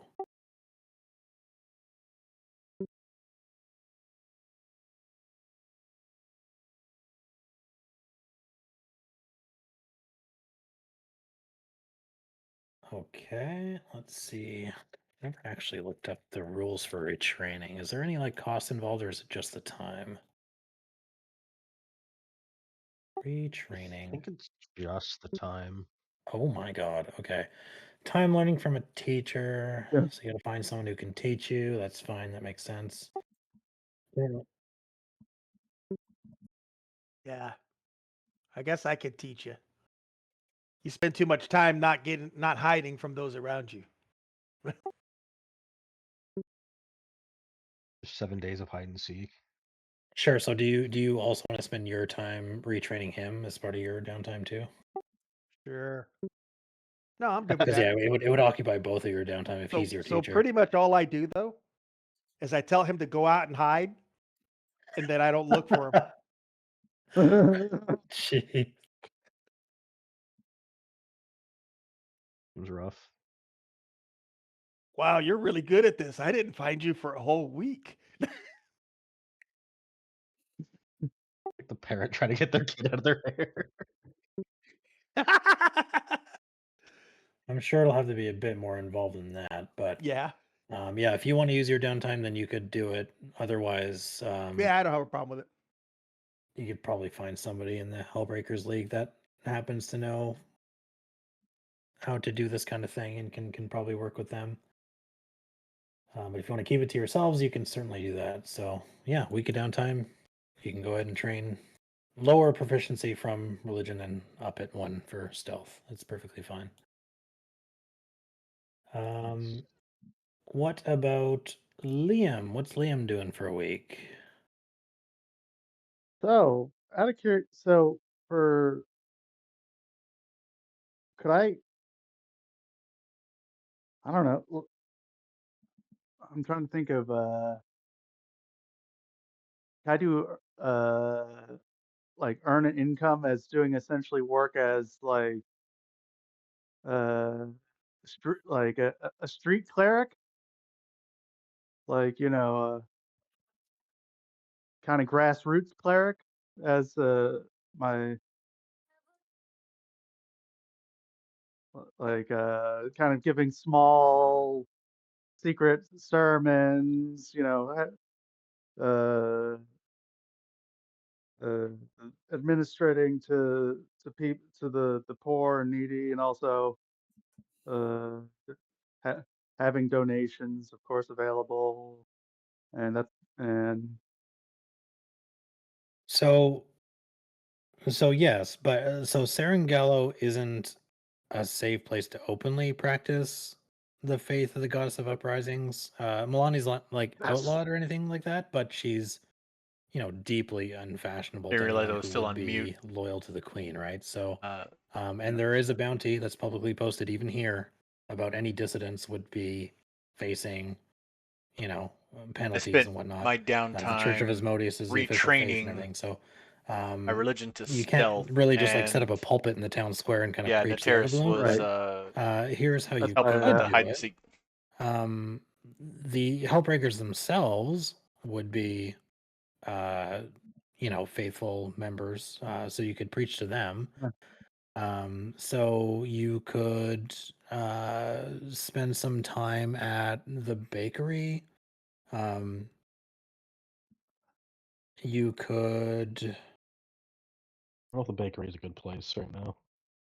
Oh yeah, like no, the basement, like talking with the people that work for her and things like that, kind of teach them about that kind of stuff. You could stay at the headquarters and teach the new recruits the faith and things like that. But the actual income would be gratitude expressed in the currency of a small town. So people would give you, you know, uh, rose hips and some silver here and there and little bundles of dried herbs and whatnot. So yeah, you could do it. It's just not like a traditional job. You'd have to kind of hustle a little bit and go around, and they'd probably assign you in the Hellbreakers to teach new recruits about the word of the Everbloom and things like that. But yeah, you absolutely could earn income with religion. Serengallo is I believe, level 5 settlement, so you can earn income up to level 5. Just keep in mind that a level 5 DC is a lot harder than a level like 1, 2, or 3 one.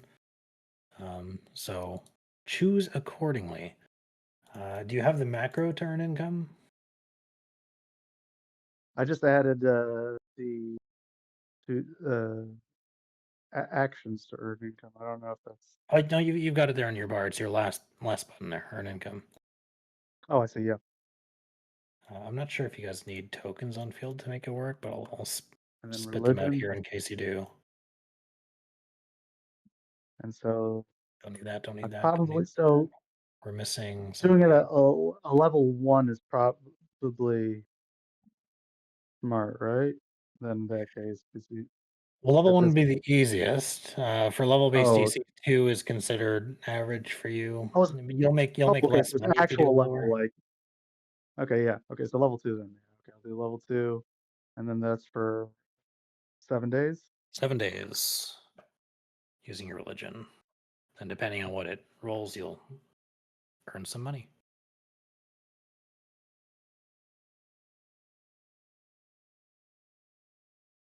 Ooh, critical success. So over the week, you earn 3 gold and 5 silver. Wow. Nice.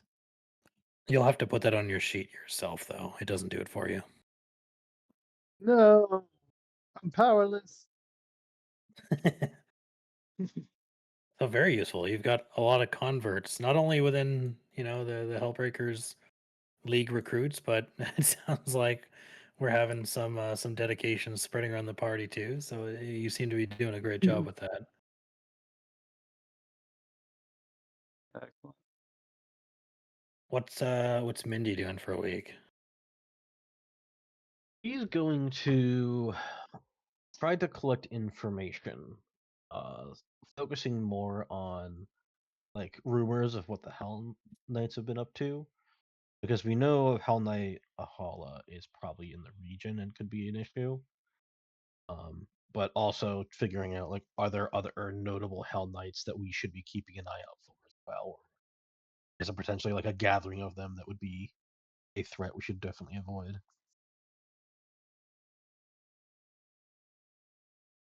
Sure, if you want to. Let's see. Imagine it's probably society or diplomacy. I think society is the gather info. Yeah, I think gather information it only takes a series of hours. It's not necessarily something that would take up 7 days. So you could do that in addition to other activities. In order to use society for gather info, you have to have streetwise skill feat. What would it be? What would it be normally then? Diplomacy. Diplomacy. That would actually be better for me. Um. Okay. Well, let's see where that goes, because that might change depending what I figure out. Oh, I didn't. Oh, I assume that needed to be secret roll. I was going to use a hero point. You just want information like what the Hell Knights are up to in the nearby regions. It is a Yeah, secret mostly roll, like. though. Yeah, so we're gonna delete that. I'm just gonna use a hero point because I was gonna use one anyway. I didn't find anything out. So secrets. How do I make sure to roll this secretly? I just clicked the dice off my sheet and that didn't do what I wanted. Gather information. Okay, the macro did it. There Yeah, you there go. you go. Yeah, I could see mine, so I wasn't so secret. Oh. Okay, so sorry. So what are you gathering info on? More basically, can we figure out where Hell Knight Ahala is, and if there are other Hell Knights in the region? Where are they? Like, if we're gonna be going in a certain direction at a later point, will we know like, oh, Hell Knight XYZ is going to be over there potentially? We should prepare for accordingly. Sure. So right away, I'll let you know that Hell Knight Hall does not turn up any actionable intelligence at all. There is a reason for that, but it seems like a dead end. Like there's nothing. No one's ever heard of any Hell Knight named Nahala. But you do get some information about what the Hell Knights are doing. The Order of the Rack, which is the Hell Knight chapter that seems to be in this region, is in complete disarray. I mean that's pretty common knowledge across Serengel and beyond. The Battle of Hell Knight Hill just smashed their operation, right? So they lost their citadel. The surviving Hell Knights fled southwest towards Cheliax. Most of them haven't been seen since. The Order's Isgari chapter is, for lack of a better term, destroyed as a fighting force right now. Headvend is just concentrating what military he has on the Canerica trade route. But this has always been true. It's been true since the Goblin Blood Wars and hasn't really changed. So Isgari regulars, like not Hell Knights, just the rank and file soldiers that work for the Isgari military, patrol the river road, but it's not Hell Knights that are doing it. The countryside is south of the river is largely unpatrolled. That's where the farmers and the merchants and the travelers are kind of on their own for bandits and whatnot. So you guys are on the north side of the river, so luckily things are a bit more stable here. But south, it's a different story. Obviously, Chelish naval presence on the rivers kind of increased. The Witchfire was part of that escalation. You learn that that was a patrol vessel that was sent upriver to intimidate locals and gather intel on Hellbreakers after the battle. And this captain, once you start researching her, was operating under a mandate to um, make a bunch of money on insurgent informants.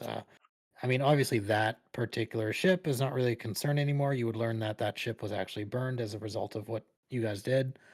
Um, uh, but um, but that's all you really hear about what the Hell Knights themselves are up to. Uh, let's see. You rolled really well, so I'll give you this. There is scattered reports of a lone figure that is wearing Hell Knight armor that was seen on the roads south of the river in the past few weeks, but always alone. They never actually went through any settlements. They went around them. And the sightings that you get reports on are vague, and some of them contradict each other. Some people say that this individual is wearing black armor. Some people say it's gray. Some people say they're tall. Some people say they're short. But nobody has a first-hand account, and nobody's actually spoken to them. And they don't know what order this Hell Knight even belongs to. But if you start asking about Hell Knights, they say that there is one that has been sighted south of the river, kind of wandering the roads. It's good to know. Um, yeah, if that doesn't take the whole week, I'm not entirely certain what else I would be doing. I mean, the other thing that really is catching my interest is figuring out what's going on in the western area. That was where the livestock was going missing. I mean, I guess Min's other direction is just kind of like going around the town and building a good reputation. It was like helping here or there and doing whatever kind of tasks. Sure. Do you want to do earn income, but rather than asking for money, just asking for just general sort of favor, letting them know Yeah. that The kind of underlying subtext for this is trying to make the Hellbreakers look better. Once our group becomes more recognized, kind of thing. sure. Okay. Yeah, I'll just hit the earn income and see what comes up for that. Okay. Oh yeah, I guess I can choose whatever skill, I guess. As long as it kind of makes sense, then you can argue using it to make a money somehow. Yeah. Yeah. Well, if I'm trying to improve people's dispositions, I feel like diplomacy is the correct choice here. So we'll say 6 days because I'll spend the first day getting information. Just sort of spreading information about how the Hellbreakers are helping and how the Chelish military and whatnot are not. Yeah, all that good stuff. Okay, that's fine. Okay. You know what? That is a success. And I'll give you this actually. There is some use for this. It's a mechanic that I was going to introduce right after we were done our downtime. But there will be a way for you guys to do exactly what you're doing, which is kind of improving the reputation of the Hellbreakers League. There is a currency that's tracked that, called reputation. I'll track it on the main landing page. And you guys actually have 1 reputation point already because you saved the crew of the ship that you had scuttled when you robbed it. They go on, as you would learn throughout the week, to say that the group of people that robbed the ship didn't actually kill them. They did their best to rescue them and sent them on their ways and didn't even take their belongings. And so it seems like, Isger looks a little bit better than it used to. So that's a +1 reputation for you guys. And then we'll say that you can spend the week improving the reputation of the Hellbreakers League and the Isgari Freedom Fighters even more. And that brings you guys to 2. Oh yeah, we're doing it. That won't have much impact now or even in the next chapter that we're doing, but later on in the story, your reputation matters quite a bit. So we'll talk a bit about more of that later. But Fortunately, didn't help with any of this rain. no, it did not. No, it did not. Okay, and then Nateris and Varen are helping each other train. And Nateris, was there any like tit for tat that you're doing with Varen? Is there a retrain that you want to do? Like you're teaching him something, he's teaching you something, or are you kind of happy with your skills? No, I'm pretty much good with my skills, and it would make story sense that Naturius would want to repay Varen for kindnesses and during when he was working for the family's levy. Yeah, absolutely. Yeah, you guys are pretty tied together on that. Okay, cool. And then Stormcrow, what is our druid spending a week doing? Oh, he'd probably want to assist the Hellbreakers in some way. Just thinking, I mean, he's good at pathfinding. If maybe he could help assist, like if there's any shipments that need druid to guide them, or um, if there are any jobs that require them to deal They're with like the vicious they're like animals or we something. need a druid to tell the weather for the next week, and you're like, oh, easiest job in the world, Oh yeah, easiest. rain, rain. Yeah, so But I yeah, probably no, want to That's that use extended my actually spell skills slot. to use to be helpful in some way. is a thing. I mean, they a lot of the more well-funded merchant ships do employ typically a druid to tell when weather patterns are going to go bad and let them know the portents of the waves and things like that. So that could be something that you help with, or let them know, which trade routes might be a bit more treacherous given the rainfall and things like that. So if you want to earn income and as a consultant for that, by all means, Yeah, using sure. your nature, you can do so up to level 5, whatever you want.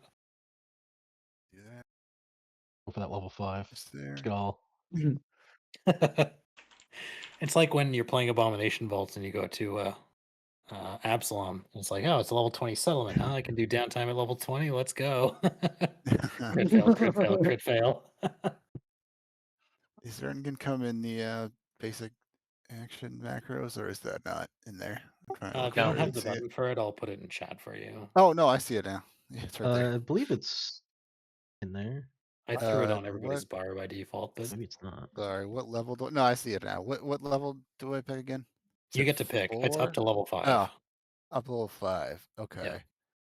I mean, I guess I might as well do 5. Why not? And sometimes, depending on like what's happening in the story, sometimes you'll get rewards as if it was 1 level higher or lower or something like that. But in this case, there's no such adjustment.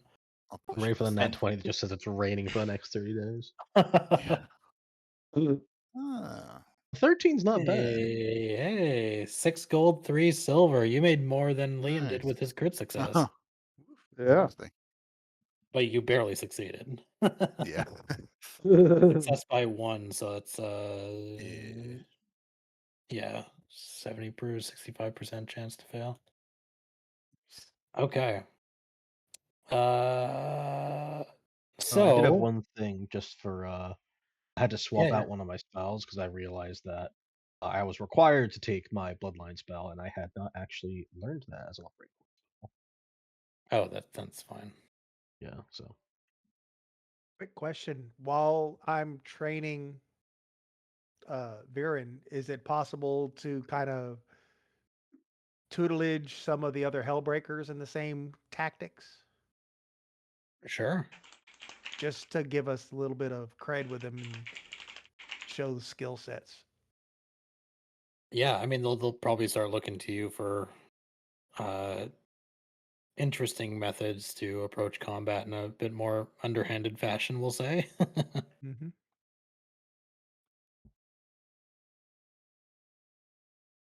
Okay, so after a week, some interesting things happen. The first two of which, I'm not sure if I posted this in Discord already, but I'll do it again if I haven't. You guys are now subject to two new adjustments that required you to stay in Sarangallo for up to a week, non-continuously, which now you have. So now, so these are features tied to the settlement itself. So cautious and wary. The residents of Sarangallo think twice about what they see, hear, and perceive. So once a day, creatures who have lived in the city for a week, which you guys have, can re-roll a failed perception check or will save with a +2 item bonus while you're within the city. And if you tie initiative with if a local, which you guys are, ties with an adversary's initiative roll, the local goes first. So actually, you guys normally monsters would go first, right? But Mhm. you get to go first instead, as long as you're within Sarangallo, and I would say like the outskirts around it too. Superstition savvy. So this just says that once a week you can take a free action to when you attempt a skill check to roll twice and take the better result. So you get it's not a hero point because it's not a reroll, but you get fortune on the roll that you're about to make. And Sarangallo sells common talismans up to twice its level, so you guys can buy any talisman on Archives of Nethys that's common up to level 10 in Sarangallo now. Well, I guess you could Well, before, but if we could afford them, if you that's can kind of the afford them, main yeah. problem. Yeah, that one's less likely to be too much of an impact, but keep in mind that once per um, day or once per month that you guys have. Mhm. Superstition savvy. I wonder if they've made. No, Could you they give us like haven't. a random buff for that? Yeah, I'll make one. They probably should have made one, or like an ability effect that I can give to you guys that has like a once a Actually, can we month like put kind it of as a tracker. boon on our character sheet? Would that work? You might be able to add one, make a new one directly. I'll give that a shot. I'm gonna try it on the side. I'll make something on the break if you don't make one up. So yeah, one's once a month, one's once a day, which is kind of cool. But the once a day, you have to be within the town for it to actually work.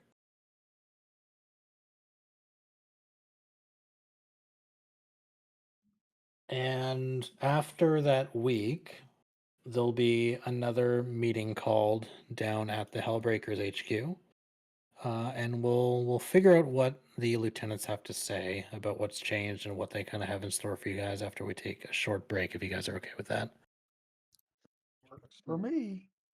Sure. so why don't we do that now? We'll come back and see what the rest of Chapter 2 looks like. Hey, while you guys are on break, or as soon as you come back, if you would do me a favor, go to the stash and drag any items you want from the stash onto your character sheet.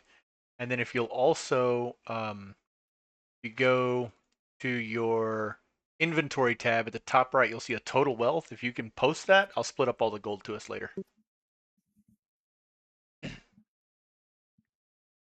Or I don't think there's anything in there that I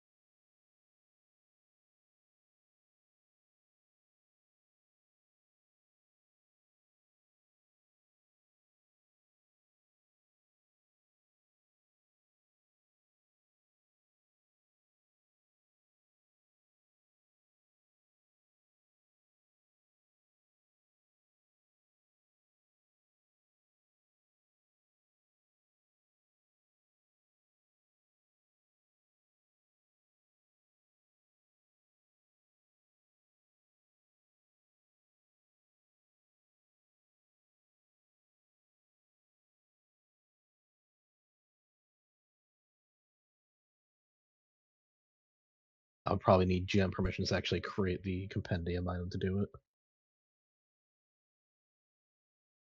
Mm. Not seeing anything else here that would be like, I don't think it's a good idea to throw on.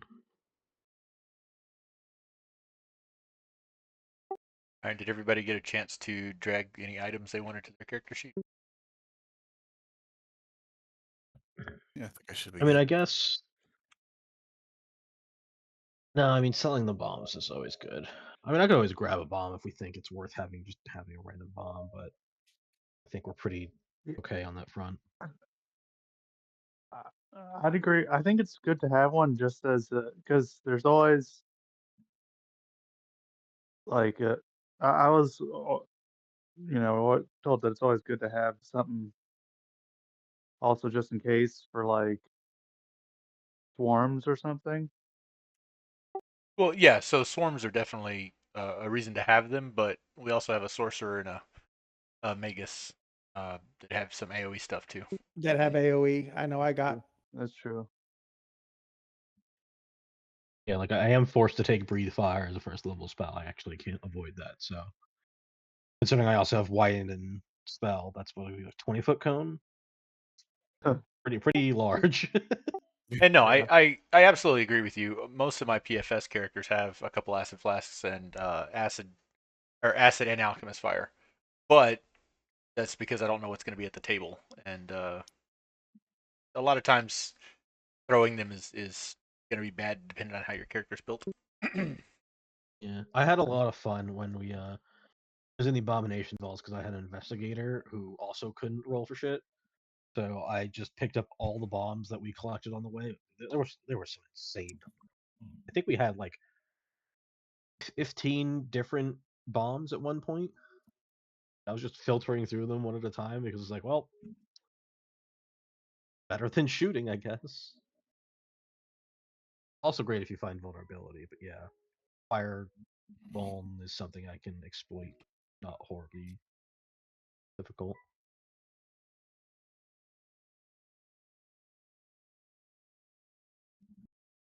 We could carry the atrophy bomb because then enfeebled 1 is a pretty nice condition. Yeah. And yeah. I grabbed one of each. Then I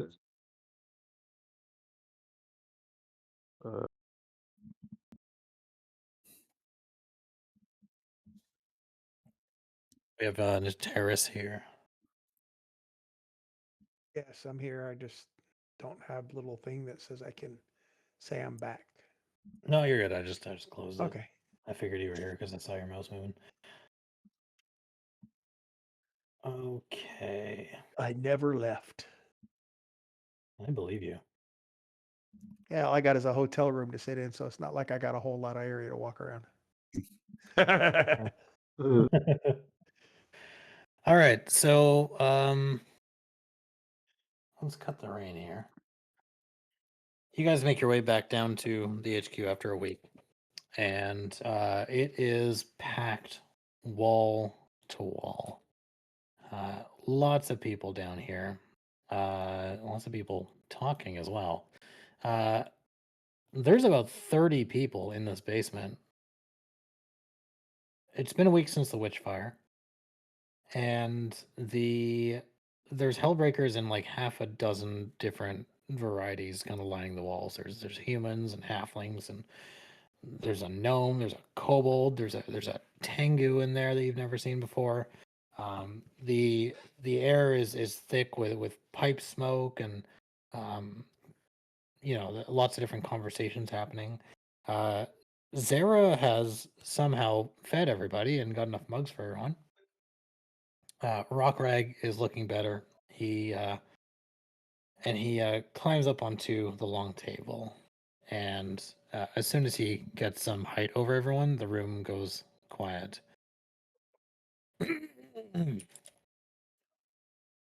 Welcome, everyone. Welcome. He holds a folded sheet of paper. We just got word from Alceo and Phoebe, and they're pleased with our efforts so far. And this gets a general, happy murmur from the crowd. They want to especially acknowledge the efforts of my rescuers. And he gestures over to the 5 of you, and all the heads start to turn in your direction.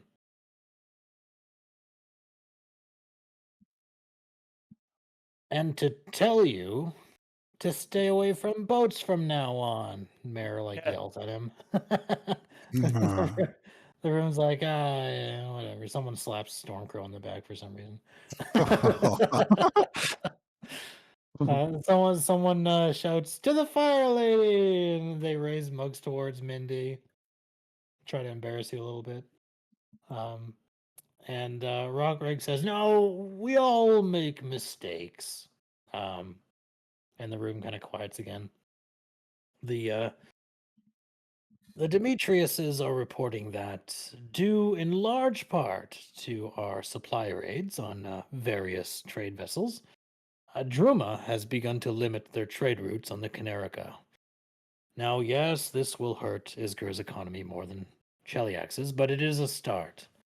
Hedvend is likely going to increase military patrols near the river, and he may even ask for soldiers from House Thrune. And there's a large amount of boo. Boo. Boo. The Demetriuses are suggesting we ease back on the river and road raids for now. Instead, we need to show the citizens of Isger that the Hellbreakers League is more than a band of violent insurgents. They need to know that we care about the land and its people, because this is our land and this is our people. And some people cheer at that, and other people clack drinks together. And he says, "So, over the next few weeks, you all will be going out amongst the people to spread the word of exactly why Isgari independence is so important. I would like you to talk to them, find out what is important to them, and convince them it is important to you as well. And of course, if people out there need help, try to give it.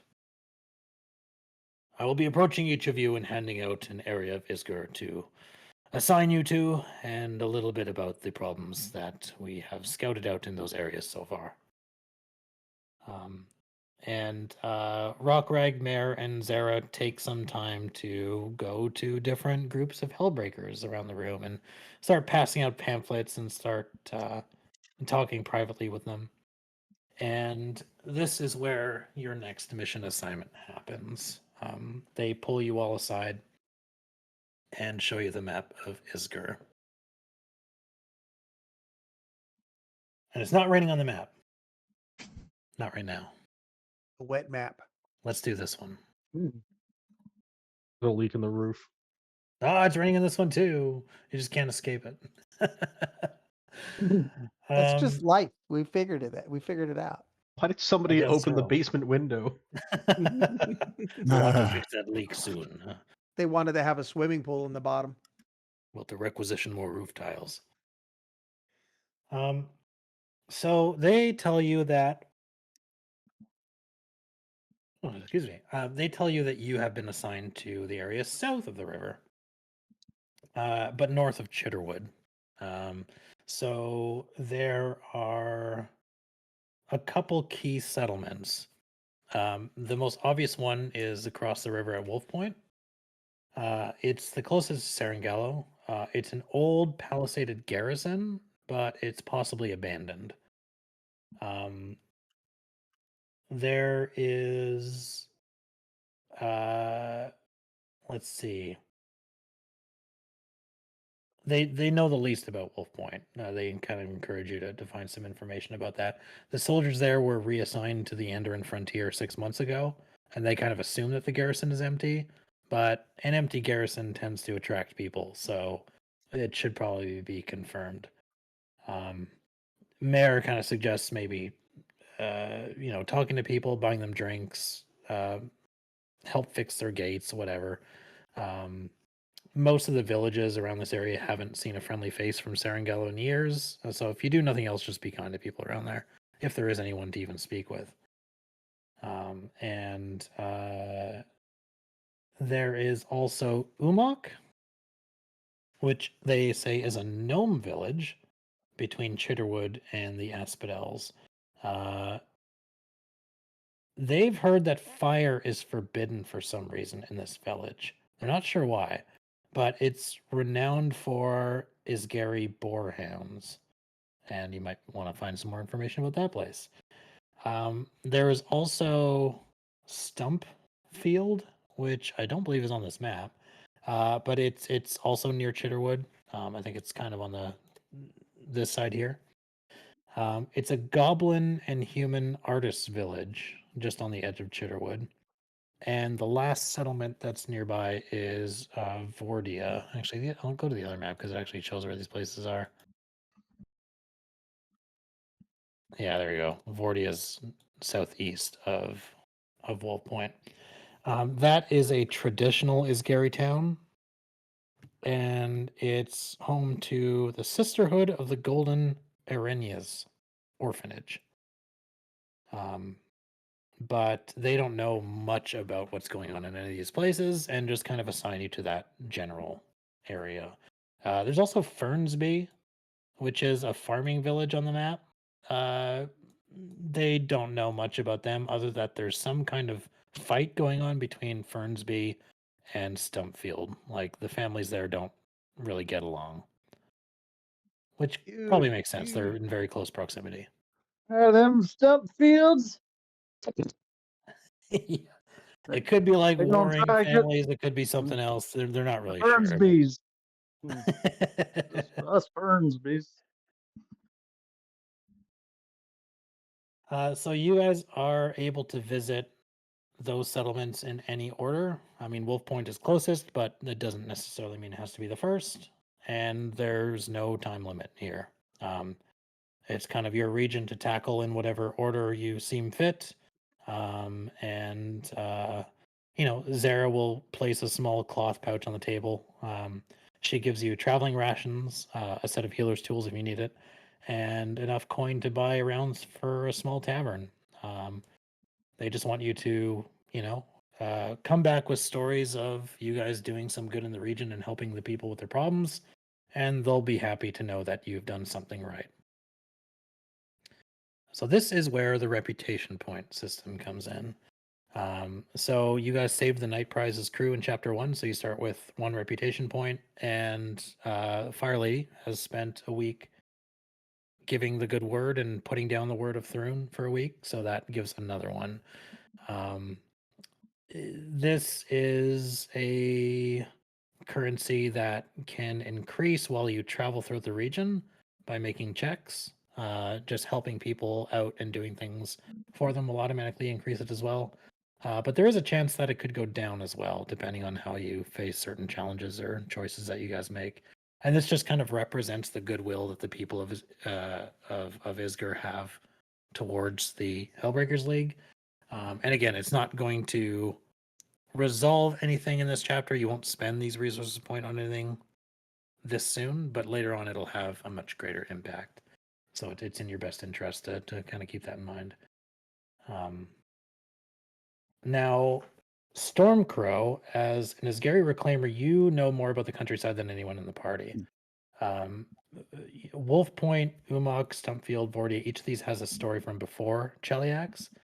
And so you automatically have some knowledge that you could share with the group. I will send that to you, and you can kind of paraphrase it or give it to people in whatever choice you see fit. Good. Liam, you are a Breach Hill survivor, so your background has some useful thing here as well. I'll send you something. Very good. I know nothing. You know nothing.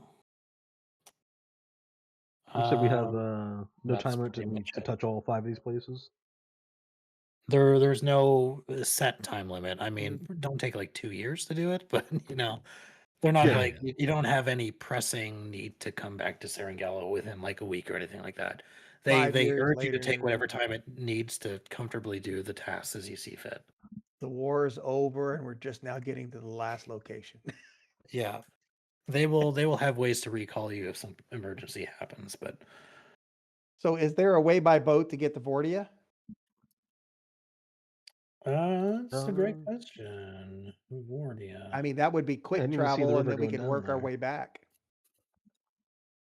I'm By the very way, that interested in going around Wolf Point to see if we can find and confront that other Wolf Point rumored Hell Knight. does ring a bell.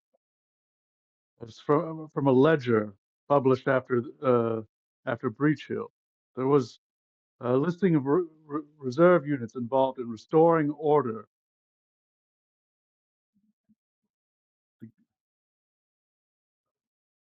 So if if the garrison's empty now, that it is because those men weren't. I went to your town first. Whatever we could find there, you may find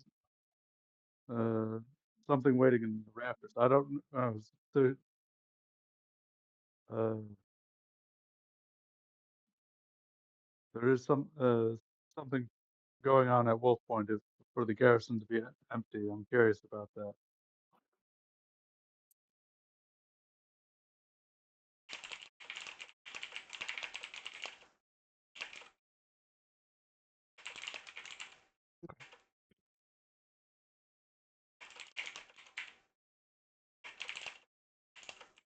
You In could terms of take the river to Vordia, but keep in mind the river is watched by Chelish forces. oh, didn't they? Isn't it also being like more patrolled south of the river now? Or am I remembering that incorrectly? So the Yeah. south part of the country is a bit more abandoned than the north half. Oh, I had it backwards. Okay. Yeah. Oh, yeah. I was thinking of that the riverways you are more patrolled though, right?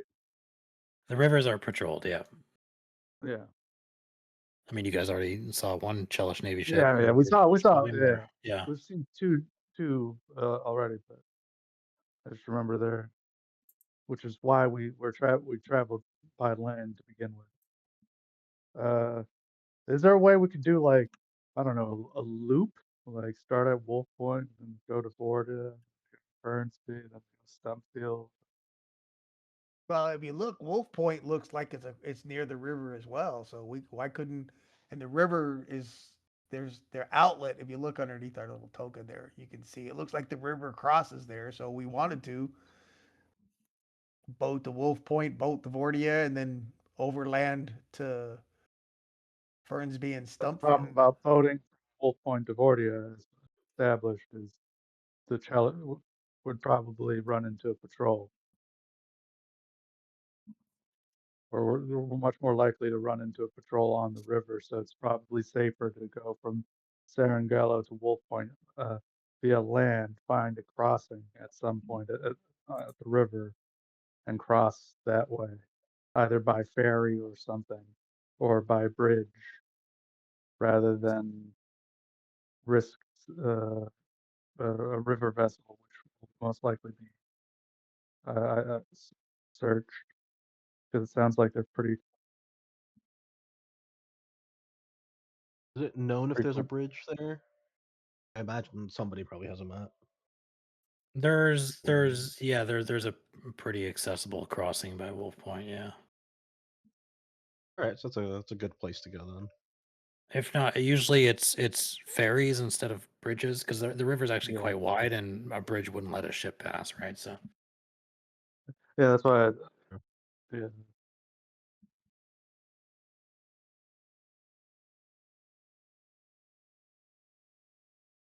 But yeah, Min will leave the choice of navigation to the more knowledgeable locals in the party. Well, there's no any particular place that's going to be like a priority to go to first for her. you guys also have the option to gather intel about these places and see if any of them kind of stand out more to you as well. You, like I said, there's no time limit, so you can ask around people in Serengallo and see if they've heard any problems that are happening around there before you decide to pick even one to go with. That would just be a general sort of gather information roll. You could also rely on your own knowledge. I don't know if anybody has Isgrelor. I'm guessing not, but you could do I the have that. society. Oh, you I do do. have that? Galore, yeah. Okay, you could use that or Oh, society to do recall knowledge about any of these places, Sure. kind of learn some information. Yeah, might as well learn more. I mean, the secret information I was given is not super helpful right now, but I mean, I think Stormcrow would maybe want to check out Wolf Point first. He'd tell you guys that the Palisades there were built from a sacred grove of his people, so he'd want to maybe see if that would be something they could we could correct. You just want to go there first because it has wolf in the name. Well, I can't deny that. That's definitely part of it. And then there's also figure we're- additional lores that work specifically for the areas. So for if Isgir lore society for your own knowledge checks is not great, then Wolf Point has something that warfare lore might uncover. Vordia has religion. Umok has gnome lore because it's a gnomish settlement, and Stumpfield goblin lore. and can we only attempt one of these rolls? Because I could. If Also you just so you can do the ahead. general Isgir lore or society against any of these settlements, but the more specific ones is just for those specific settlements. Right. Oh, okay. So I could. So, but I mean, I was asking it like because I have both warfare and religion. Yeah, you I could could you could do do both. one each. Yep, because those Okay. Yeah. cover different settlements. So I just drew a rough path of how we would hit the towns either one way or the other direction. Yeah. So Stormcrow, what was your recall knowledge for? Was it for Wolf Point? You wanted to know more about it, or was it for anywhere else? I guess general, just Iskar lore, so I didn't have anything in particular. Yeah, any of the settlements.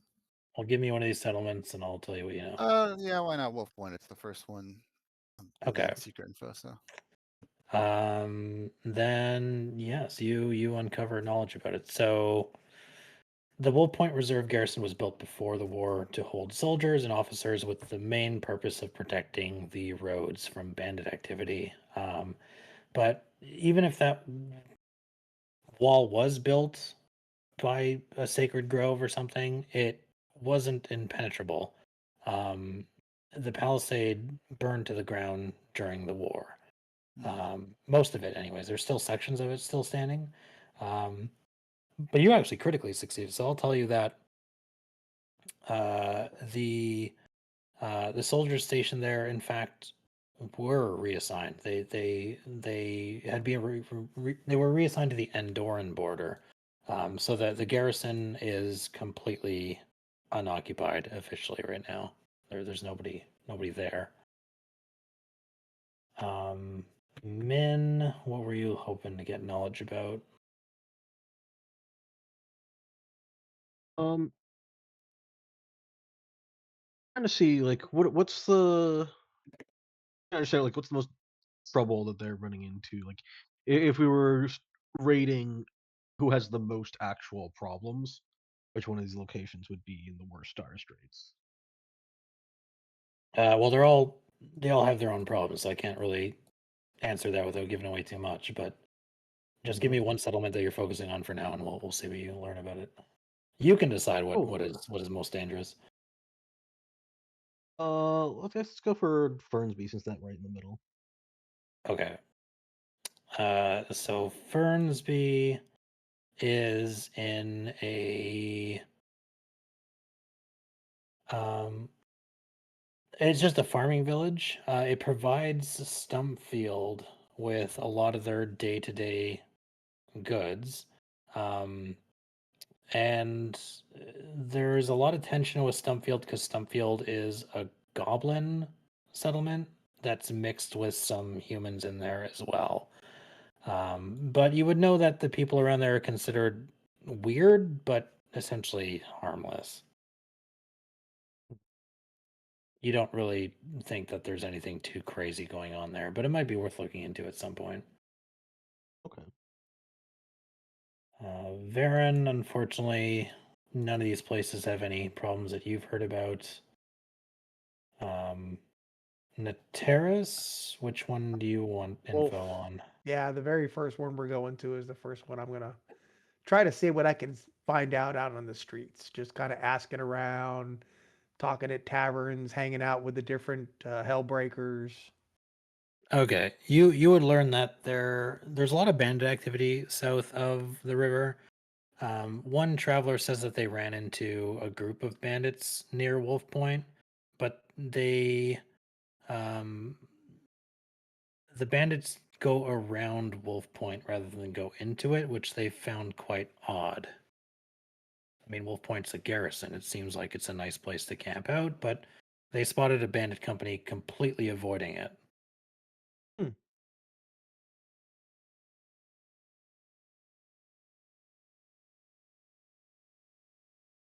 Might be Interesting. haunted or something. I don't know. They come up with Yeah. some reason, but they're not sure why. They would travel through it or at least camp out in it. And Liam, oh, you did warfare lore as well, so you don't learn anything new there. But your religion check does pick up something about Vordia. So Vordia, during the Goblin Blood Wars, suffered quite a bit of damage when the people there were killed. The Chelish government rebuilt it after the war, like they did with some other settlements. And it's one of the villages that has really goodwill with the queen. So they're pretty loyal. And there is an orphanage there. Like I mentioned, it's run by the Sisterhood of the Golden Aranus, or I always forget how to properly pronounce that word. Aranese. But Aaron? I don't know. Yeah. yeah, that is an Asgari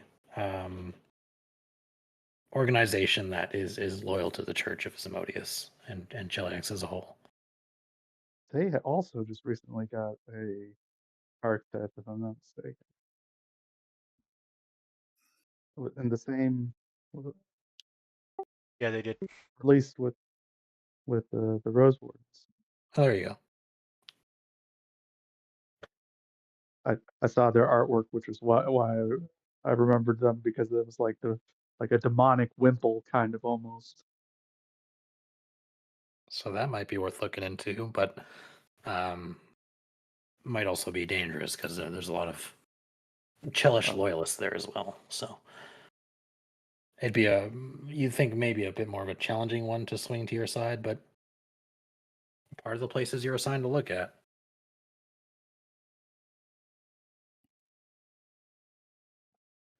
Okay.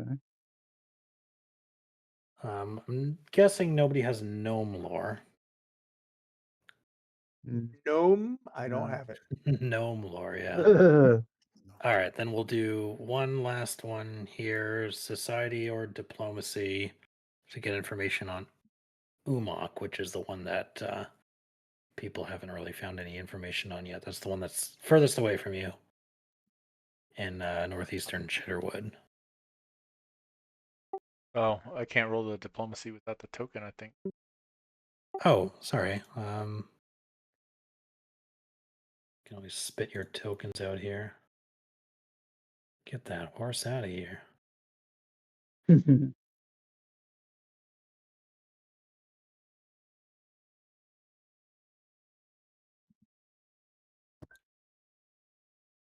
Okay, Liam, unfortunately you don't know much about it. Varen does, though. Varen, you find some information, gathering some knowledge from either fellow Hellbreakers at the meeting or people around town about Umok. So the residents of Umok are gnomes. It's a gnomish settlement, but they've had unfortunate dealings with goblins, and that's not even including the Goblin Blood Wars. And the Hellbreakers told you that fire was outlawed there, but they didn't know why. That is true. Fire is actually outlawed within 500 yards of the village. And because of that, they use magic and alchemy for any cooking, warmth, and light that they need, which is certainly odd. There's no fire allowed in the village at all. Nateris, you know an additional detail. You hear that the gnome villagers maintain a network of wild animals to warn them if a dangerous creature is approaching their village. And you would know a bit more about the Asgari boarhounds. Umok is the place where they raise them mostly.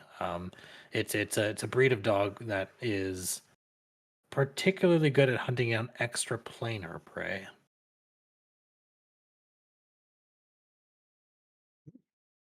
Look at these doggies. Hmm. Oh, Look at that. Doesn't catch a frisbee, catches a shield. So this is an Asgari boarhound. Oh, that is Charles, look at you didn't know you had an Ascari child, did you? I did actually. I had mentioned that in the chat a while back about how I really Yep. wanted to find a way to get one. Well, it seems like Umok is the place to go if you want to get one. Like how extravagant that first art is. He's got the sun shining right behind him. There's just a field of littered weapons. Yeah, the art in the newer books, there's definitely a clashing style in some cases.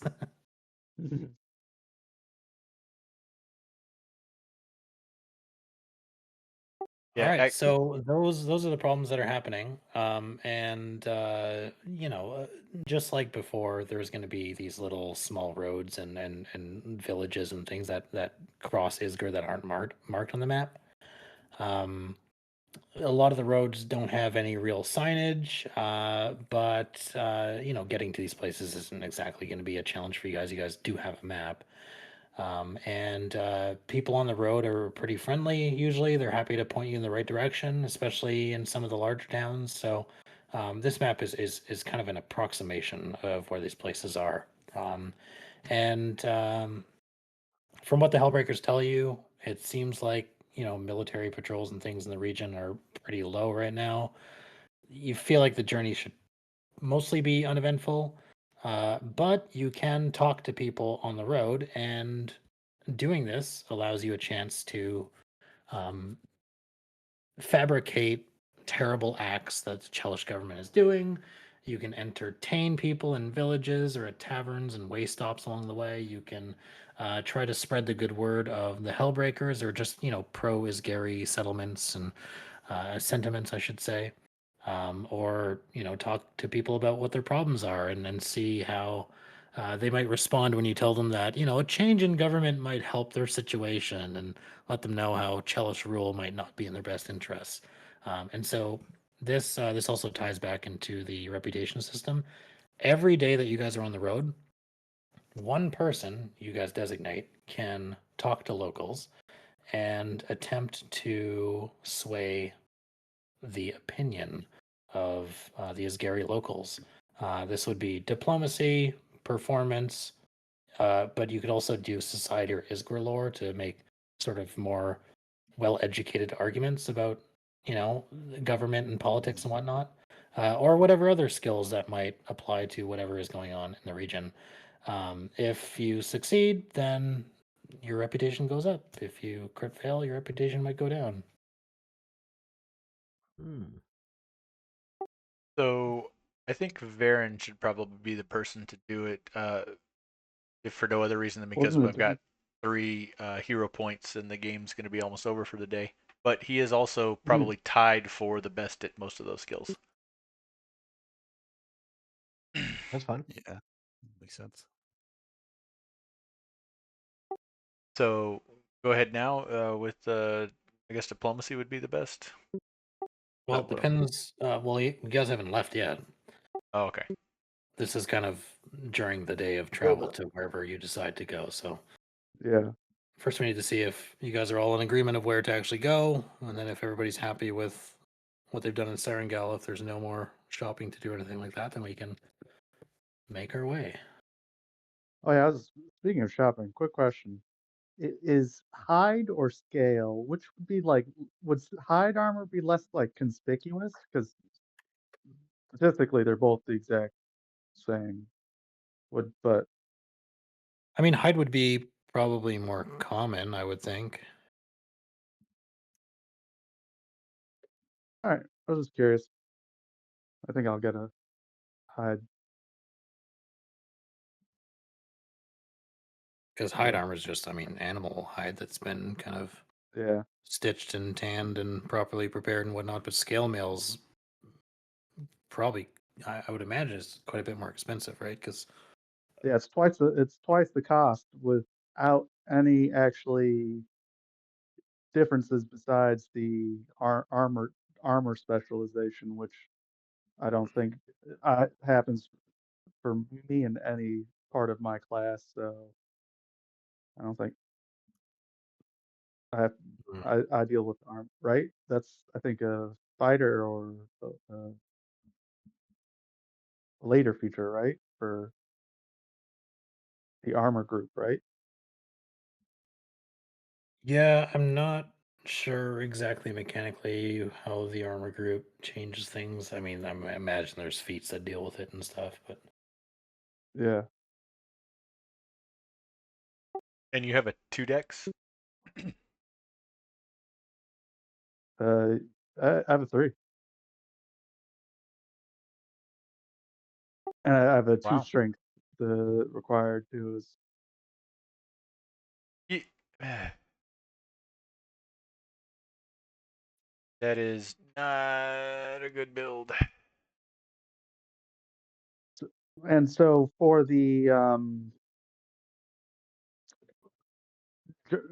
so we can do multiple places. So we can try to do them all. I feel like would be ideal. But I feel like we'd probably want to save maybe Vordia maybe last because that sounds like the most entrenched. Maybe go like Wolf Point, Burns Beast, Stumpfield, Logas, then swing back to a monk to Vordia would be one proposed kind of route. Let me see if I can. I don't know. Yeah, we should definitely go in some kind of way where the travel time is the shortest between all of them. But personally, the way I feel is that Stormcrow wanted to go to Wolf Point, and uh, we've kind of drowned him out a little bit. So I was going to let him take the lead on it. Well, it sounds like what we learned is that the thing that was important to him has already kind of been burned down, so he's not quite as worried about getting there first at this point. Well, and here's the thing though, there seems to be some interest around there in the fact that nobody wants to go in there. Mm, So it sounds like an interesting find. that's true. Up and search for clues, gang. Oh yeah, we definitely need an Isgary Boarhound because we can't be the Scooby Doo gang without one. Oh, absolutely. I think it sounds like we're all in agreement, though, pretty much of Wolf Point being the first place, right? Or am I? Yeah, I think going Go there ahead. first makes pretty good sense. Because it's also, it's also like geographically it's the first one that we come across, anyways. So Yeah. it could always be one of those things that even if like we scout it out, it may turn out to be something we can't handle yet and swing around until on the way back. But yeah, I'm gonna buy while I still remember to. All right, Wolf Point it is then.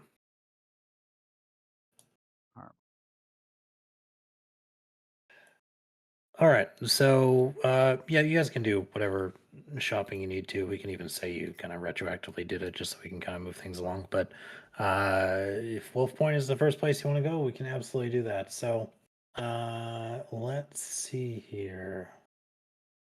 Now I gotta pull out the wiki. How far is Wolf Point?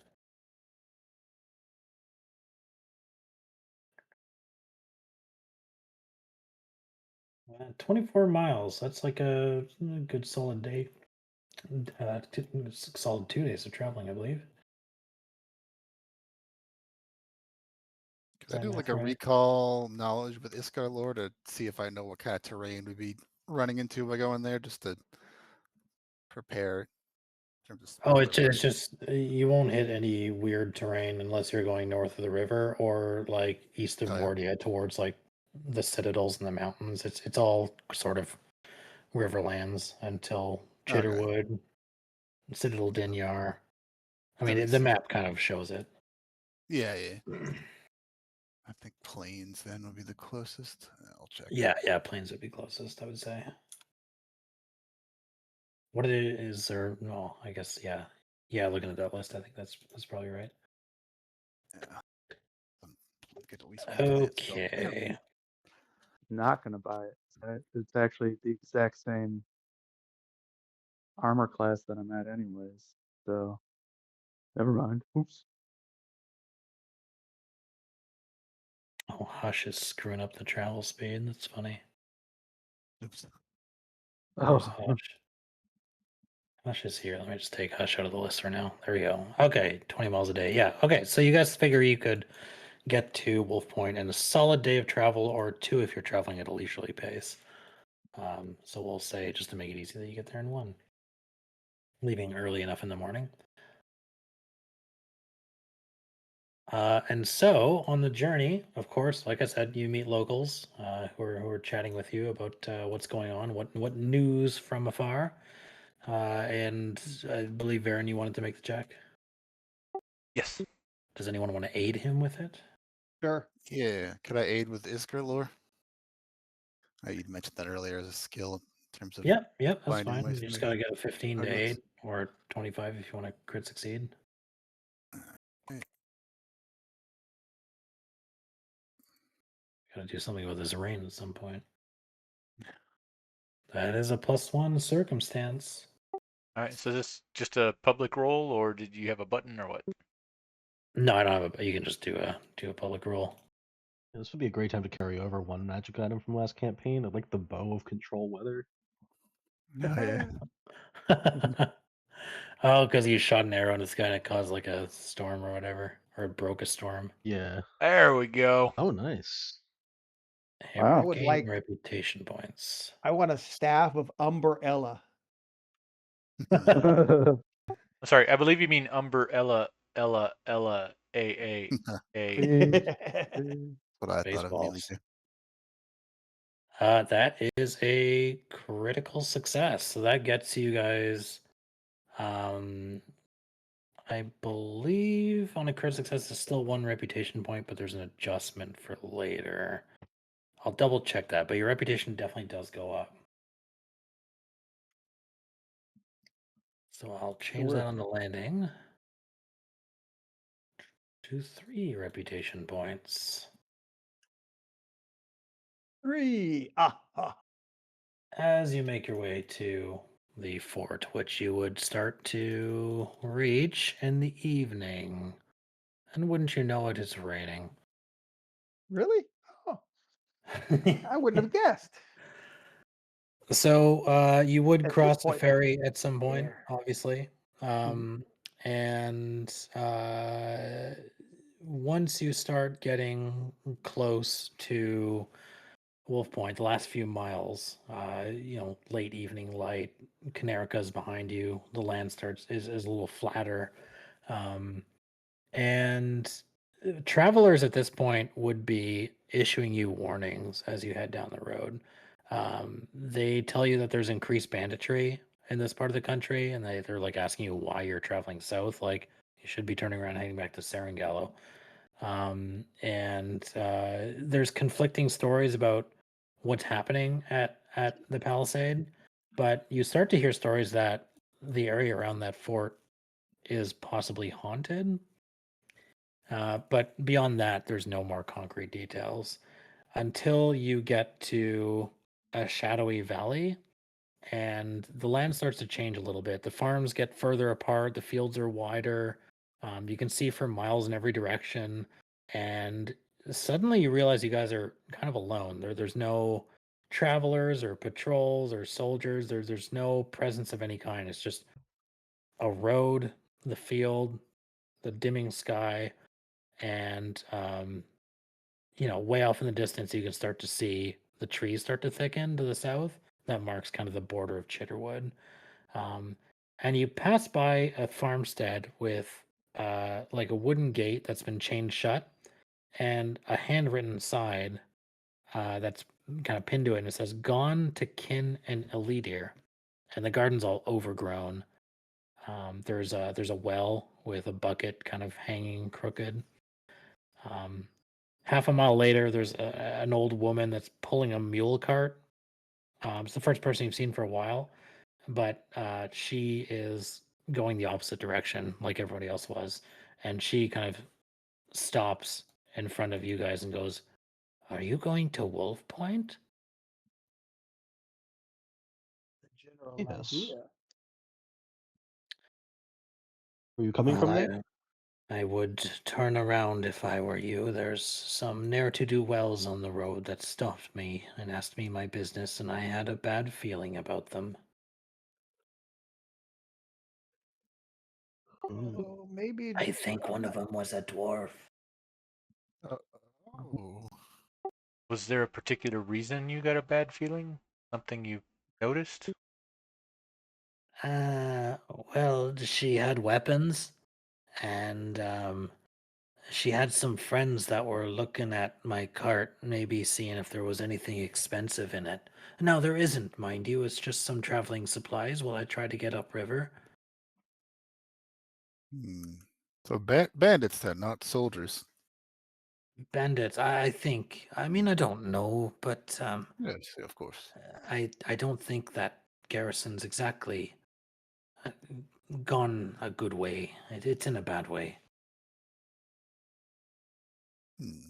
as it saddens me So, that you're being driven from your homes, we might be able to check into this problem for you, to say.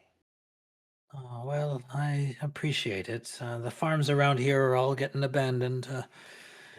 Mine and my son's is one of the last ones to go. Yeah. Easy to notice so many driven from their homes. And it would, and from what you say, it sounds like these bandits don't really care about that. Nope, if the war won't take us, then the looters will, so I've got some family up in the lead here. I'll try to make my way up there. How many bandits did you say there were, or how many? Well, there were 4 that came out to talk to me, but there might be more. There was a barn with some lights in the windows. Could you point the direction of that so we might have a Go conversation? straight there. Just keep on traveling down this road, maybe a quarter, half an hour. You'll find them. They'll probably find you. Time of day is it now? The sun is starting to set. So is this region still, you had mentioned something about it being somewhat forested or coverage? No, right now it's just empty fields Just and farms open for fields, okay. as far as you can see. Yeah, Overgrown any is like a way to stay off the beaten path and kind of you follow could the follow the group? fence line and the ditches, and then probably and kind of avoid notice that way. But the cart can't really go along that route, you know. So Of course, yeah. Did not if we just realize have to set that. ourselves up as bait. but Your yeah, a lot of the reflex saves farms all are mounted. Exactly overgrown, what I was thinking. being reclaimed. We have some Well, of our best more of luck. indeed. Safe travels for yourself.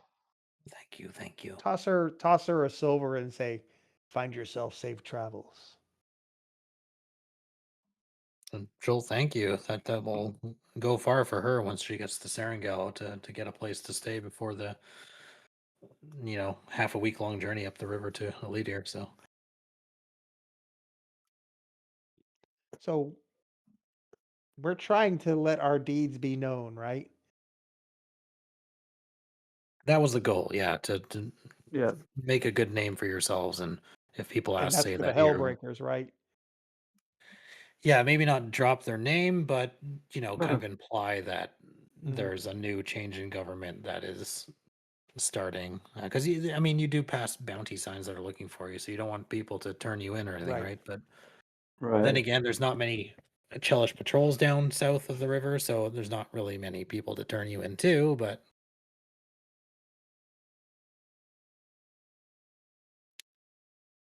do you continue traveling along the road then, see if you can find these bandits? Hmm. Yeah, yes. Or I mean, Yeah. I guess the only opposite to that is trying to find a place to make camp for the night, and maybe if it stops raining, then we'll deal with the bandits tomorrow. It'll Boy, be you're wishful guaranteed. thinking. Well, you think you could probably make it to the garrison before nightfall.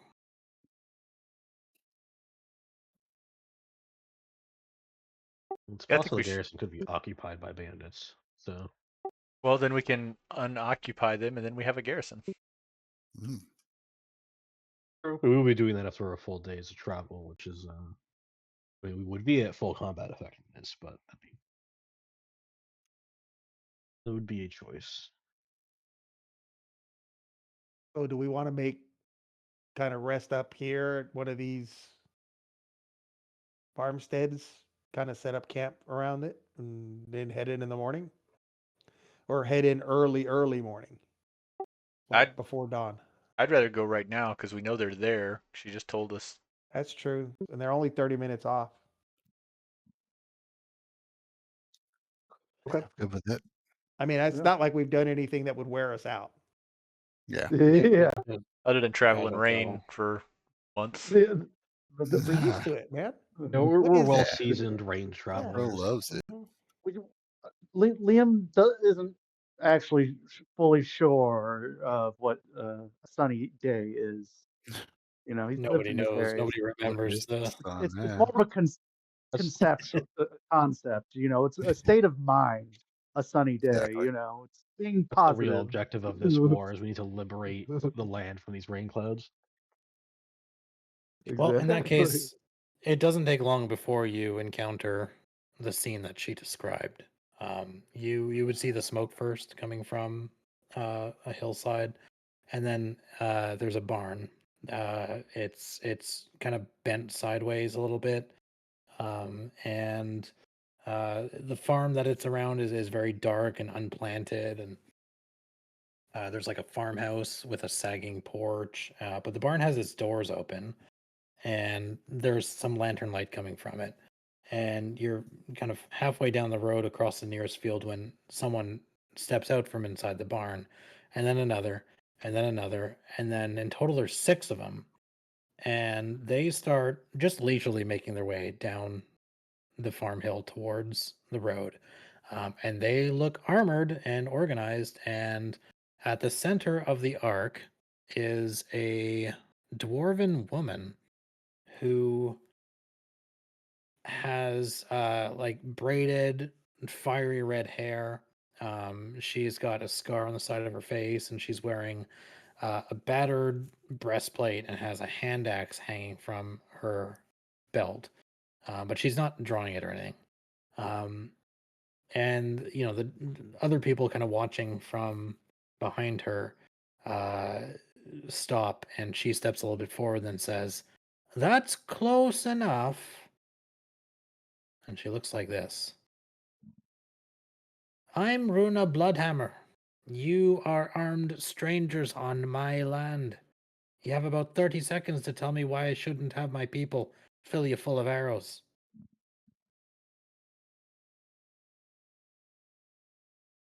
Oh, we're just travelers. You attack everyone on sight. "Oh, we haven't attacked anyone. We're just asking questions. Lots of bandits in these parts. I see a knight, a sorceress, Wasn't a the knight wearing the ring? ragged man, another Materis is one." hiding. Well, I just rolled Materis so is oh yeah, he's hiding. But as far as the Yep. knight goes, I am wearing the ring, but also I'm on my horse, which means I have to carry Okay. my shield and lance, so the ring's not active. You look like a peculiar group of travelers. You don't look like soldiers. You're not flying any flag. So who are you?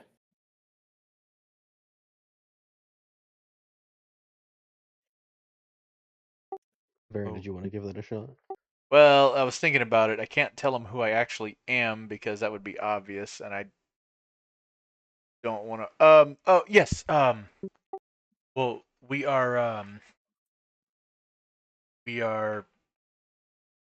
from House Ashmark. We were just doing patrols in the area because we will have a caravan coming through here soon to try to resupply some of the cities. We were just making sure it was clear of bandits before the caravan came through. Oh, you're bandit hunters, are you? Uh, More defenders than hunters, but yes, I suppose you could say that.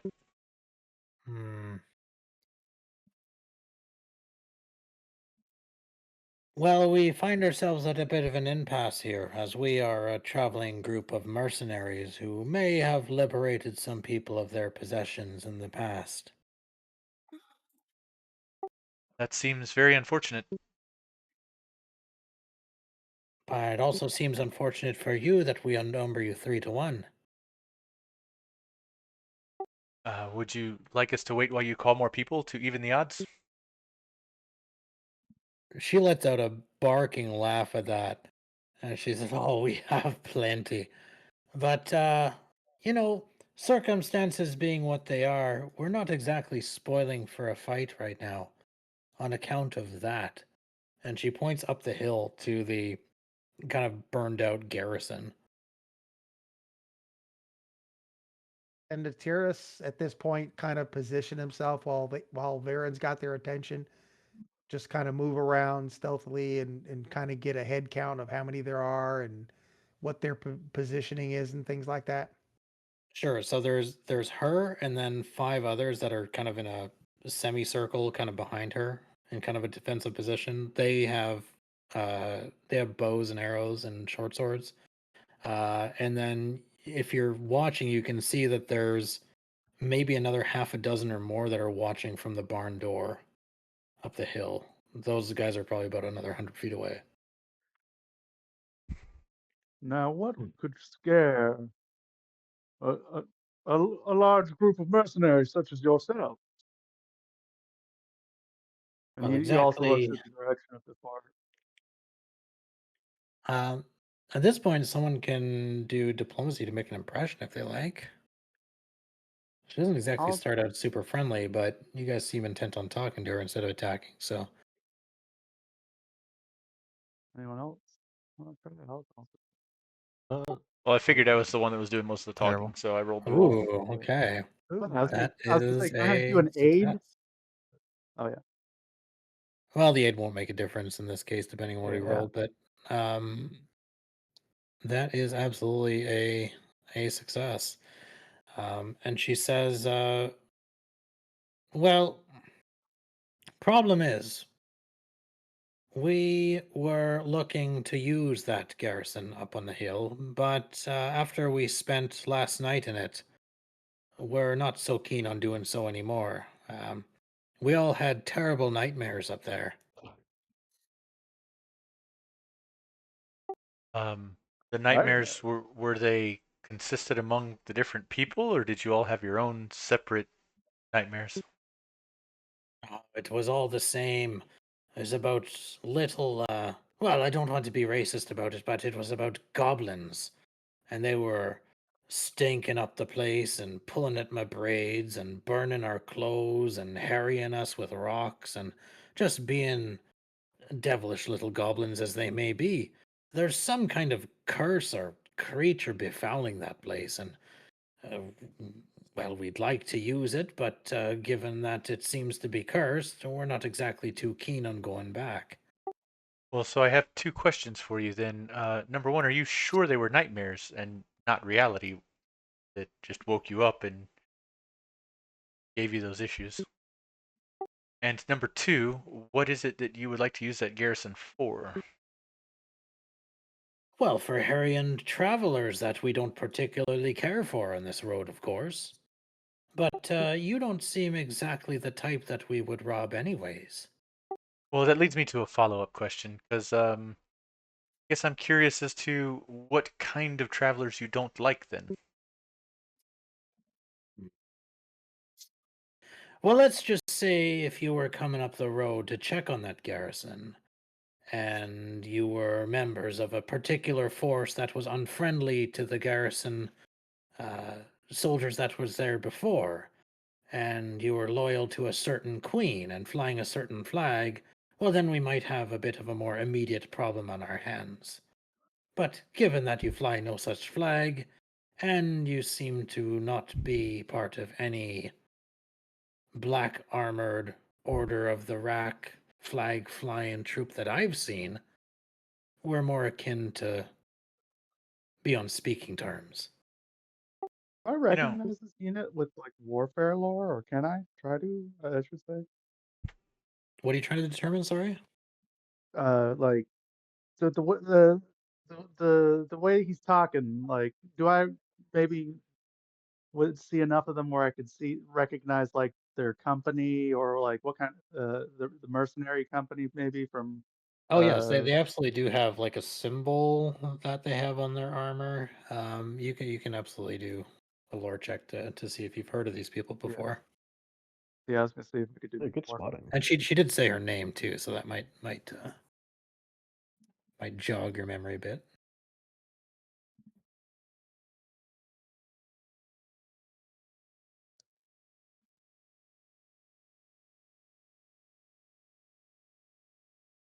Okay. You have heard of this bandit gang before. It is a pretty big organized group of robbers, and they do roam about the countryside. So it is a bit odd that they're looking to stay in a garrison, but not every day do you find a defensible garrison on top of a hill for free. Um, they typically lay low quite a bit, but they are not friendly to Chelish forces. The type of people that they rob are actually loyalists in the countryside and people who try to That's what I turn in was hoping. yeah, they're not Chelish loyalists at all. They're the complete opposite. Which it might explain why they're being careful about saying who they support, because they could be turned in on the same bounty that you guys could. so I think we might could help each other out. If we were to clear out that garrison, then you could take over that garrison, and then you could continue along your mission, and that would inadvertently help us out, provided that you just agree to leave Ashmark caravans alone. I can assure you that they are more to help the people than the government. Mhm. She turns back to the five behind her and they exchange a quick look, and then she gives you a big wide grin and steps forward and like hops the fence, probably nearly tripping over Natera's, not even realizing it, as he's kind of huddled in a bush nearby or something. Yeah. And she like kind of dusts off her hand and offers one up to you on your horse and says, "Then we have an accord." I will clasp the forearm mightily and ask if they have any other information about that citadel before we just head over and try to secure it for them that might help us. Well, we have talked to a couple travelers who've passed by before we got here, and they said that they've also seen some figures with pointy ears that look like goblins up there, that bear a resemblance to the nightmares that we've had being using the garrison. But I assure you, we've been up there and checked every little nook and cranny, and there's nobody up there at all. But spend a night up there, and it might be a very different affair. Well, yes, I feel like we can 13th warrior the heck out of this. I'll actually look around at my companions just to make sure that they agree with what I just agreed to before turning around and heading off. Yeah. Why I not? actually had a question. You said the hounds were good at like hunting planar creatures, right?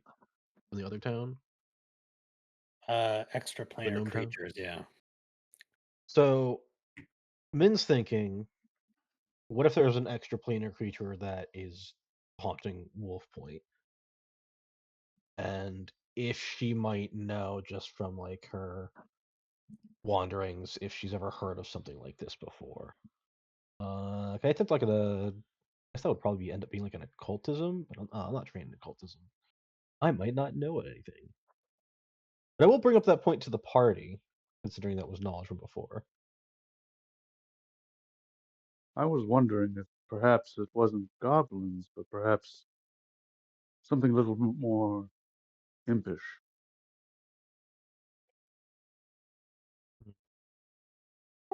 So if there was something extraplanar going on, then and as Gary Borehound would probably be able to pick it out pretty quickly. She hasn't seen any come around here, so she doesn't know if they would.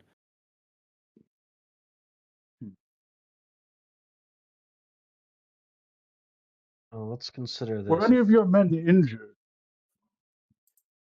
by Um, the dreams?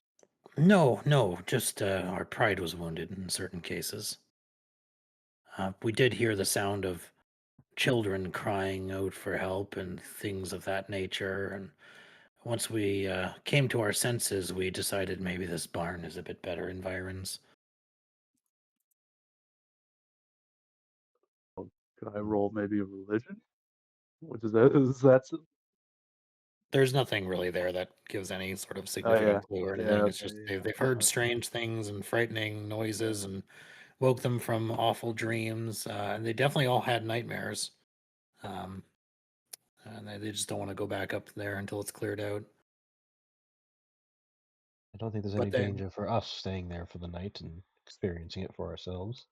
But they assure you they did clear it out during the day, and there wasn't anything there, so they're not sure exactly what's going on.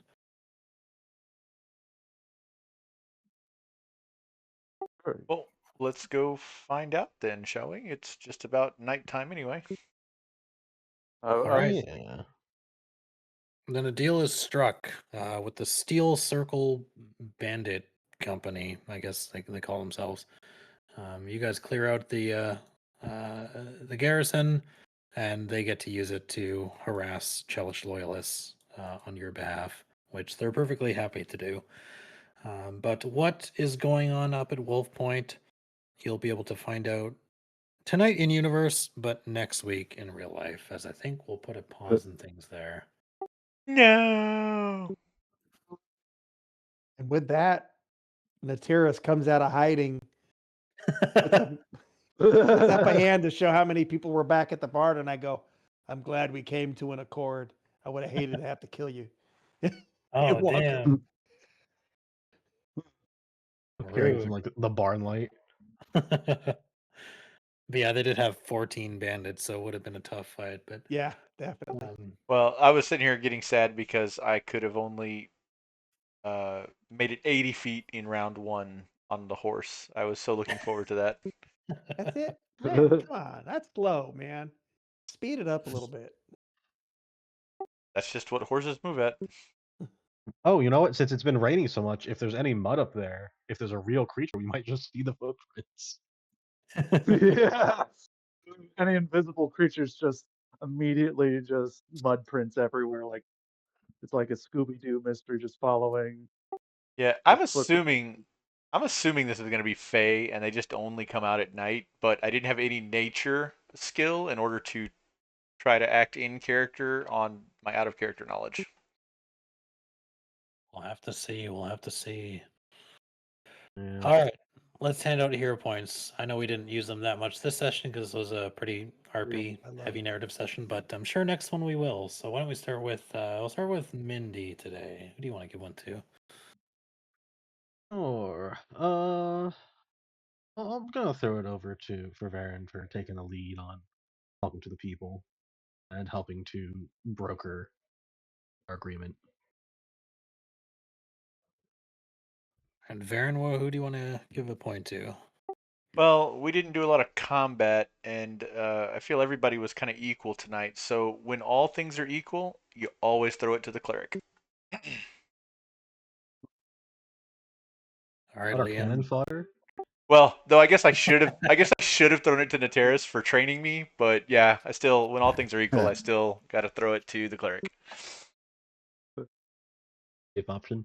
And I guess I'll throw it. I was planning on throwing it to Natyrus because I really like that line at the end. The end was just the appearing at the end, just like, I don't know, not gonna have to kill you guys then. That's good. Could have definitely pranked everybody. Nateris, who you giving yours to? Min for getting out there and continuing to look for secrets in town. Building that underground relationship. And a head start. And Stormcrow. I'm gonna give mine to Varen for being our mouthpiece, and I agree with what was said earlier that brokering that temporary peace with the bandits. That was impressive. Well, thank you, everybody. Temporary. Hopefully it's Well, I mean, permanent. yeah, hopefully it's. I see. We know what your intentions are. How Yeah, high is the ceiling? He in the wants room? he wants the key for our new base. exactly. When they're clasping hands, the camera just pans down so you start with fingers are crossed. Can you get By them the to stand way- 30 feet together for electric arc? Just curious. Shit, I just realized it's the spirits are probably mad about the sacred woods being used for the Palisades. Could have some connection there. Never know. Only one way to Oh find shit! out. Does anyone have anything made out of, I don't know, cold iron or something? I've got fire. Fire usually is pretty good, Oh yeah. and I have a leshy. I don't know if it's probably not cold iron, but Oh, and just to double check and make sure, we got 60 XP for the whole session, right? That's the final total. Yes, yeah, because everything gets totaled for this at the end of the encounter thing, depending on how you did on stuff. So All right, just we'll be making at sure. spike later. oh good. All right. I wish you guys the best. We'll see you next week then.